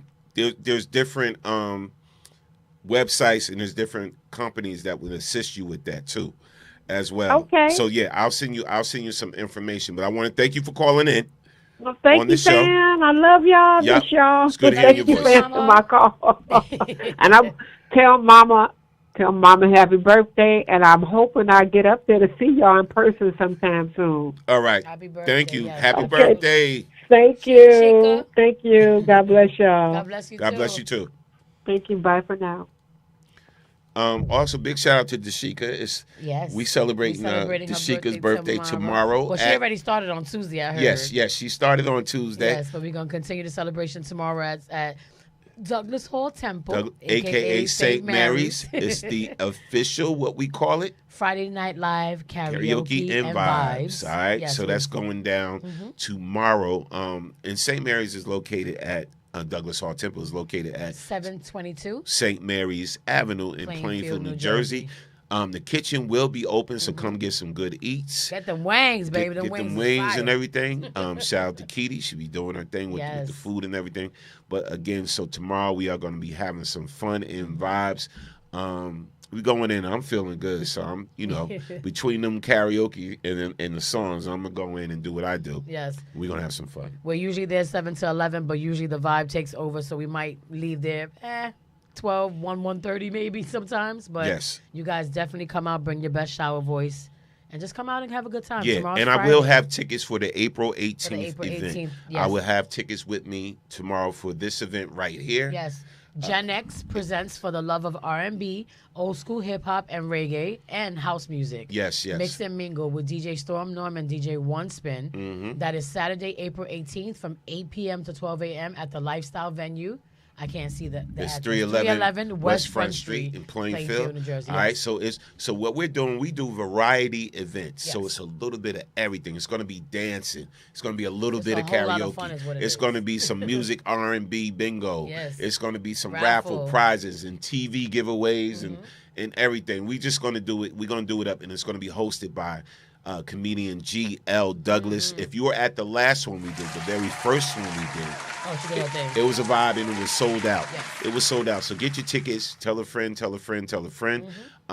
Tickets are only $30. That includes the food and everything. It would be a cash bar. But come on out and have a good grown folks time, y'all. Come looking nice, come looking good, dressed to impress. But the venue is beautiful. Here's a picture. Here's some video of the venue right here. Yeah, it's a dope spot. That's so cool. Beautiful venue. Ooh, especially when the lights get dim. Yeah. That's gonna be nice. That's really, really nice.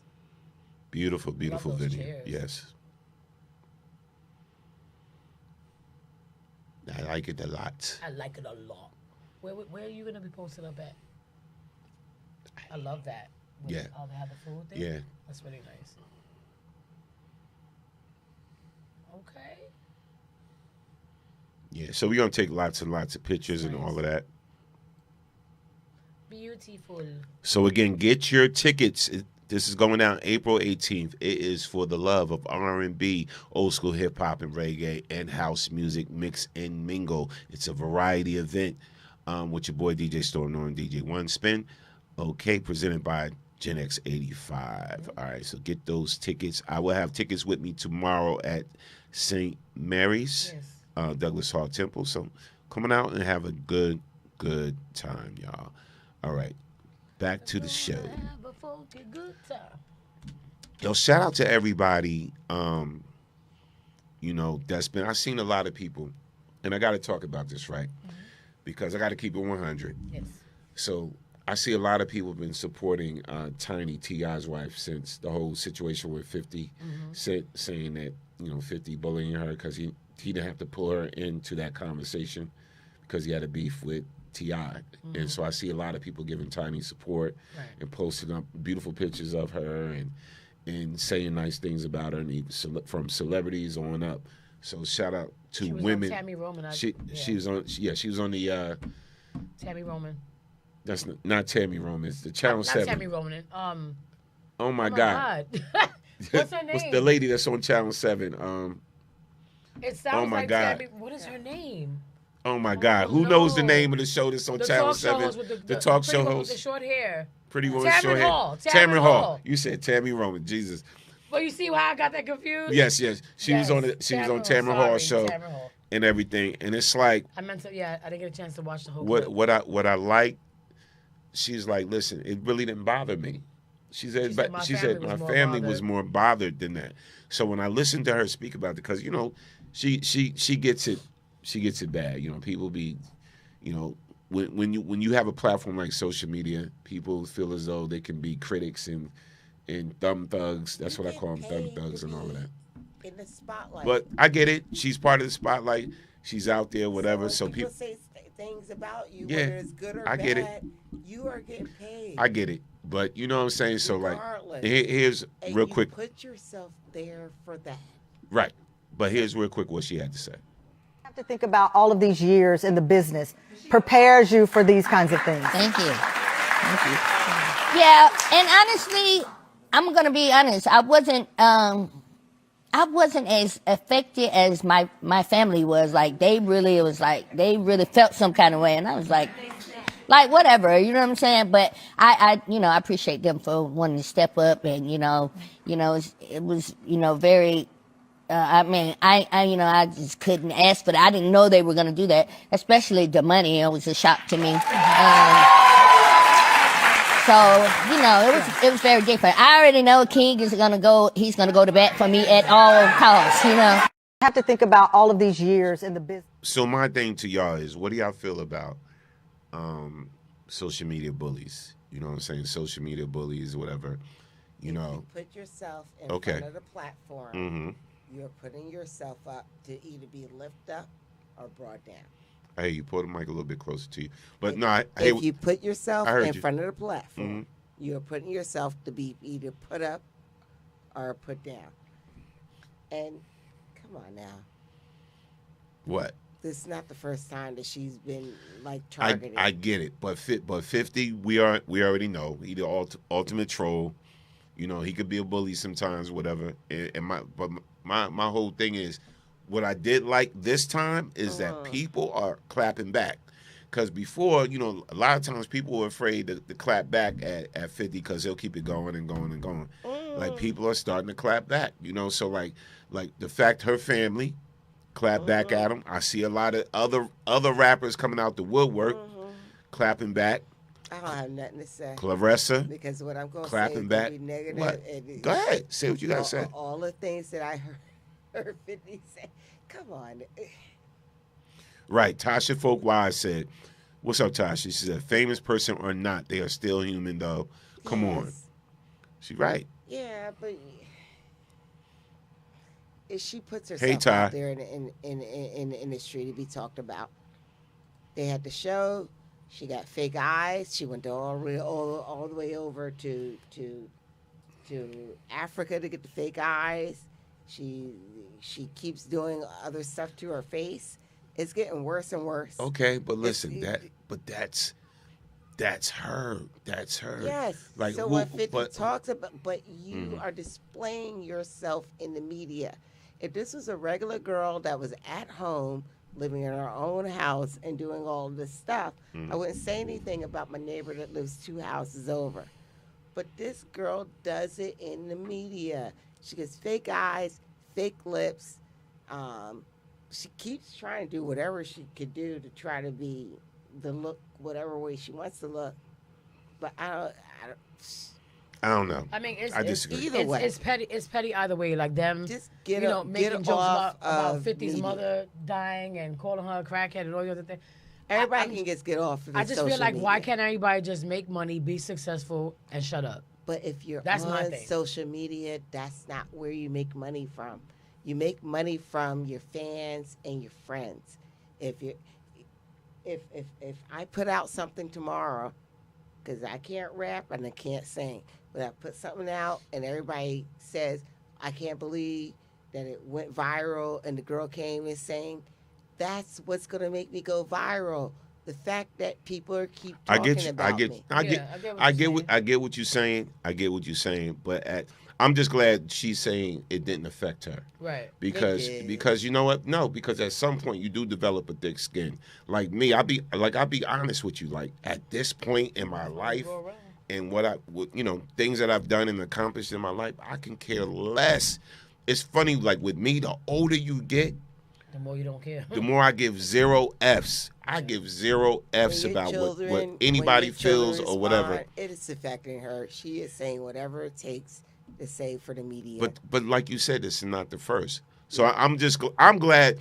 I'm keeping it 100. I'm glad people are starting to clap back at bullies. Period. Overall, I'm glad people are starting to clap back at bullies. You know what I'm saying? Yeah. And that's how it should be. And I'm glad multiple people are coming to the defense of the one that's been victimized by the bully. So, shout out to Tiny. I'm Team Tiny. She's talented, whatever. Regardless what she want to do with her personal appearance and all that, that's her. That's on her. All right, so let's talk about, I think somebody... And my thing is, like, if you're going to beef, if men are beefing, keep it between y'all. You know what I mean? Like, however you're going to handle it, but why do you have to attack the families and the kids and the this and that? Like, it was never about them to begin with, and that's the part that's sad. Right. People don't know how to, like, just diffuse situations the way they should. Big shout out to Ty Gaines. Ty, we hope to see you on April 18th. It's going down. Mm-hmm. And shout out to everybody that already got their tickets already for April 18th. Let me slide over to this real quick because I've been stopped eating. I've been stopped eating fast food. I had a conversation with Sandy the other day. Me and her we didn't get into it, but I'm like, I don't want that, because she called me up. She was coming home from practice.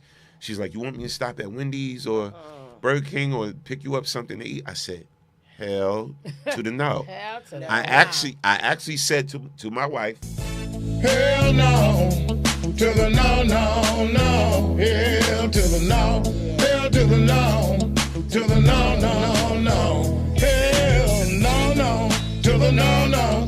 Hell. I am not eating none of that no more. I'm so glad we talking about fast food. So the whole thing about it, I stopped. I stopped eating McDonald's a while ago. A while ago. Yeah. I just stopped eating McDonald's. I stopped with the KFC. I stopped with I used to love Popeyes. I stopped with the Popeyes. I did get me a fish sandwich. I thought it was the safest thing to do, but even with that, I was just like, I stopped with the I started eating.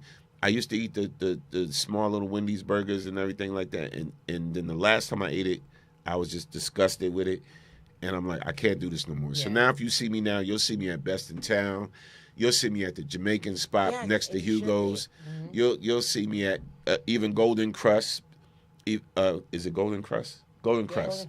Golden Crust or Miller's or somewhere where it's just not fast, quick food. Yeah, but you still got to worry about the chicken being Uncle Jeffro's ankle bone or something. Has anybody heard that when they say to all beef patties, they are the company that makes the beef patties is called All Beef. So legally they could say to all beef patties.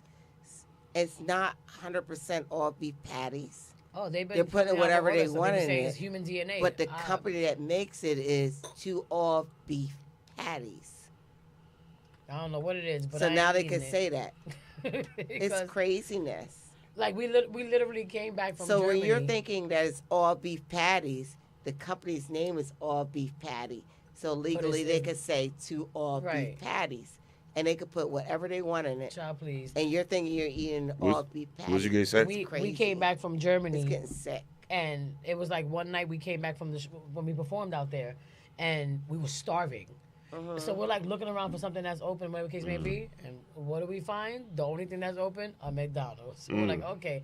So it was either eat something or be starving. We were hungry. Right. Nothing was open. So we each, we all got something. I come back home, but we came back home, and I go on social media one day, and there's an article up talking about how there were a couple of meat packing companies that were like distributing meat to like all these fast food chains, like they said like McDonald's and this and third, and then they said that they're under fire because they found that it was 71% human meat. So here I am back home after I enjoy my Big Mac and my fries and whatever. I'm just like it takes a lot to get me skeevy, but when you talking about stuff like that, like we haven't been to a drive-thru in I don't know how long. It's been a minute, right? It's been a hot minute. Because I'm not playing those reindeer games. I'd rather have a salad. I'm not playing those I'd reindeer games. rather have a salad and like a chicken cutlet and hope that it's a chicken cutlet. I'm hoping I ain't, eating Annie Mae's hip bone. If you don't see somebody grinding up your burger from like the actual meat slab, we live in some and you hope the meat slab is an actual meat slab that's from a cow, then you don't even know if that's really. That's the thing. I always trust it. Let me play this clip. All this 3D printed meat. Listen what this girl is going on a rant about. I'm gonna play this clip for y'all. Okay. Here's a clip, y'all. Listen, this video is crazy, and this lady. Well, first off, in the video I posted yesterday in my subscription, the man said when they tested the ground beef, it was over 13,000 strands. I'm sorry, 1,300 strands of DNA in one patty of meat. One. And this lady is saying that there is more human meat in the beef than there is cow meat in the beef. Not even just beef, any type of ground up meat. Any ground up meat. Look at this video. In fact, a good portion of it is all human meat. All human. It's all human. The amount of people killed, sacrificed, ground up, and fed back to you is more than the cattle that's on the earth. Let's put it that way. Okay?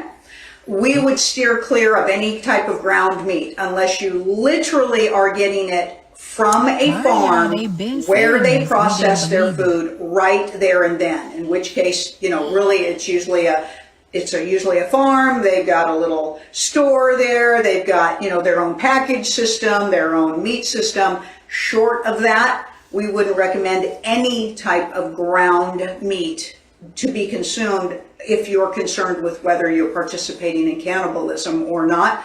And the biggest issue, besides the obvious, for most people, moral issue of eating another human being, is the energy behind it.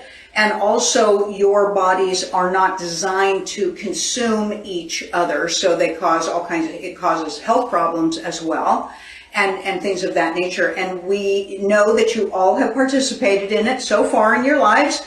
Everybody's been eating this stuff. Everybody's been eating the fast food hamburgers. Everybody's been eating the ground up stuff and things like that. But we're just telling you that it's mostly human meat. It's mostly human meat. And a lot of it is other animals as well that you don't realize that they get rid of when they euthanize animals. And that's the hard truth. No wonder. Most of the celebrities, the high-ranking celebrities, politicians, and things of that nature, they're on a purely cannibalistic diet. All of the meat that they eat are humans. And so they've got human meat processing plants.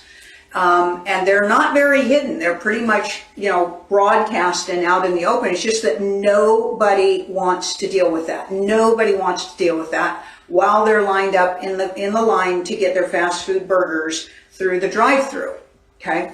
But that is a truth, and you all get to make a decision. You all are always able to make decisions as to what changes are you going to make. What changes are you going to make? Because on the moral aspect, okay, but there's the energy aspect. If we are all one, and you're literally eating yourselves, okay? On the energy aspect, there is no humane way to kill someone or something. There's no such thing. That's the stupidest thing anybody's ever exclaimed, ever, okay? Ever. Damn. Woo! All right. That was a lot to unpack. As hungry as I am, I'm just nauseous. Oh, I'm going to get a steak when I'm going to Miller's. But it's not ground. It's not ground. It's not ground. But how we know we're not eating somebody's butt cheek or something? And they make it look like. But here's the thing. 3D printed meat. Here's the thing. Let's have listen, my folks, my people, my storm warning base. Listen, let's keep this 100. We put our faith in all the wrong things, and let me explain what I mean when I say that. Right? So here's the thing, right? So I'm gonna keep it 100, and this is real quick. I'm not gonna be on the rant about religion at all, but we beef whether there's a Bible or not, and you got atheists that don't believe in God, whatever like that. So they don't want to put their faith in that. But we put our faith into the grocery stores. Every time we walk into a grocery store, we don't know how something was packaged. We don't know where the meat comes from. We take their word. We take every place we go and consume things. We take people's word and value that it's good, that it's okay, that nothing's wrong with it. So we pick up chips, we pick up candy, we pick up packaged meat and whatever, and we just have faith that it's whatever they tell us it is. Right. We have faith in that, but we won't put our faith in other things that are, basically good, and it has good principles surrounding it. We won't put our faith in that. We won't believe in something because we can't physically see it or touch it, but we will believe in something that we could pick up just because it's in the store, or we see a commercial. Right. And there's so much marketing that gets into our brains now that we think things are good for us.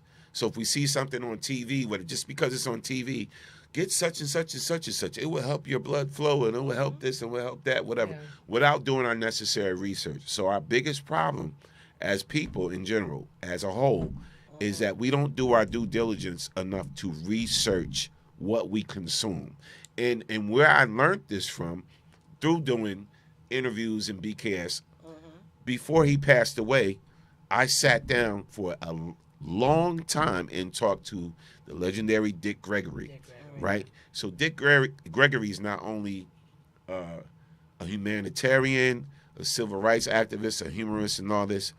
He did tons and tons of research on what our body consumes. He spent millions of dollars. People don't even know this about the man, right? So, and he found out certain things about the body. He went and did research on breast milk, right? On women's breast milk, and he said a lot of people don't know. It's one side. It's toxins. It's toxins. So, what the baby is consuming is good, but it's like a suction thing. It's like a vacuum. So he was explaining about how there's toxins in breast milk, and he broke it down. And I'm like, see, we would never know these things because we take things for granted when we walk into stores, restaurants, or whatever. Like whatever we're getting, it is good. We don't do our due diligence or research because we have what? We have faith in whatever people try to sell us. We have faith in that. So what I'm saying is a lot of times we put our faith in the wrong things without doing our proper research and doing our due diligence because we can get information. But the thing is, do we really want that information? Right. Are we at a point in life where we just like, it is what it is? I'm hungry. I'm going to get that burger. I'm hungry. I'm going to McDonald's. I'm hungry. I'm going to Burger King or whatever. You know what I'm saying? Like, that's the point we at in life. Like, we hungry, like fries, burgers, this, that. So I'm just saying we just have to be do our due diligence a little bit more of what are we starting to, what we start consuming. So cannibalism is legal in every state but Ohio. Does anybody know that? Cannibalism is legal in every state but Ohio. That's crazy. In the whole United States. It's the only state that has made it illegal to do cannibalism. There's an actual book out called The Delectable Negro, where they showed how to cook us so they could consume us as black people and like take our energy into their bodies. And what's really weird is like all this is like starting to be slightly talked about because of the Epstein Islands and the Epstein Island and everything else, how they're eating babies and all this other stuff. But how are we so removed as a people that we're not getting in the outrage and we're just like silent? So to your point about, so the only state that's makes cannibalism illegal is Idaho. Yeah. So it's Idaho, right? Okay, so, I messed up with one state. Yeah, so it's Idaho, right?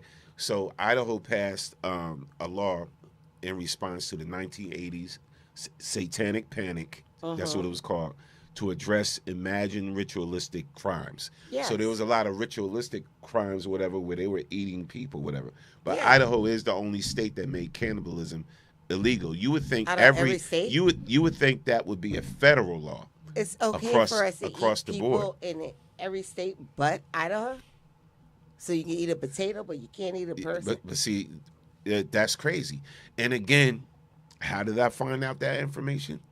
Research. And this is what I'm saying. We got to take the time and start researching things we consume and whatever. We got to stop getting so caught up in the marketing that we see for things or whatever. So now, after all these years, right, we grew up we was eating Fruit Loops and Frosted Flakes and all this. So if you do the research on who Kellogg was. Oh, yeah. Who the man was, Kellogg. Oh, yeah. Do that research and see what he was a part of.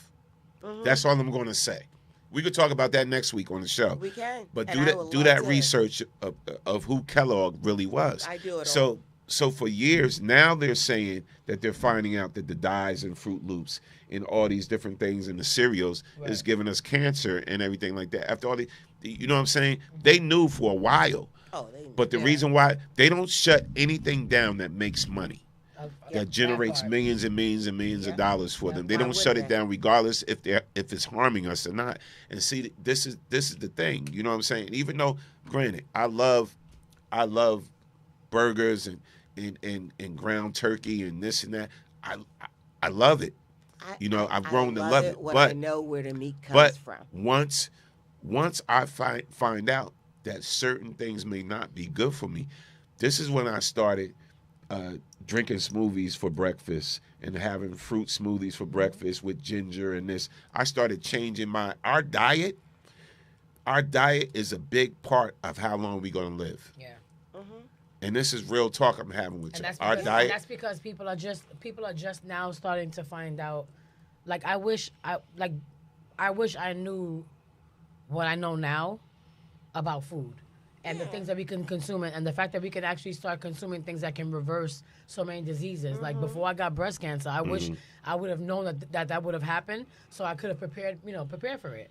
Now I'm please, like, you can give me an acai bowl with some ginger or just natural fruit juice. I process all my beets and make my own juices, because it's like I don't trust.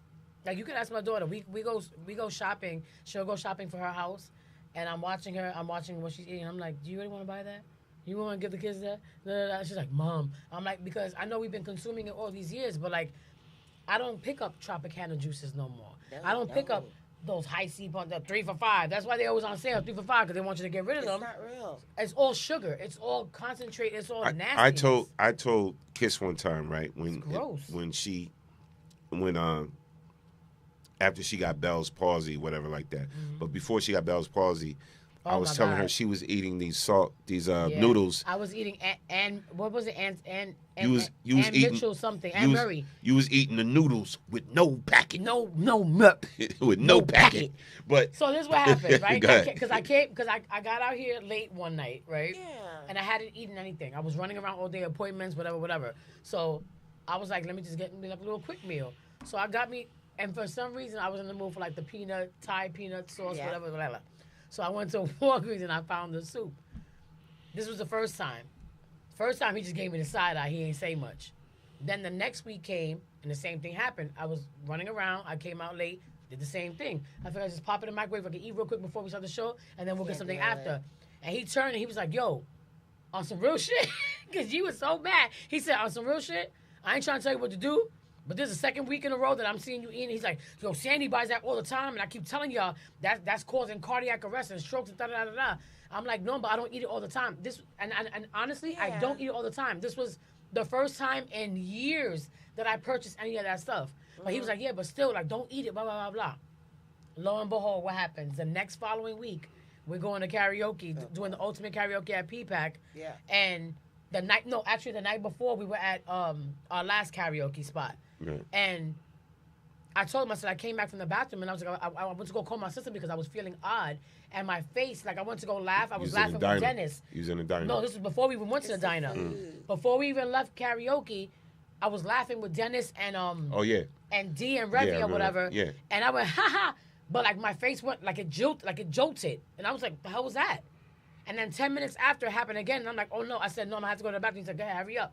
And I went to the bathroom, but I was crying because I was like, what the hell is happening? Because I felt a stillness. I was like, I didn't know what's going on. And I sent the video to my family, and they were like, what's wrong with your eye? And it was at that moment when I was like, I should have went to the hospital that night, and I didn't. We ended up going right back to the house, right? I slept, and the next morning when we got up to go get ready for the event, I went to go try to whistle.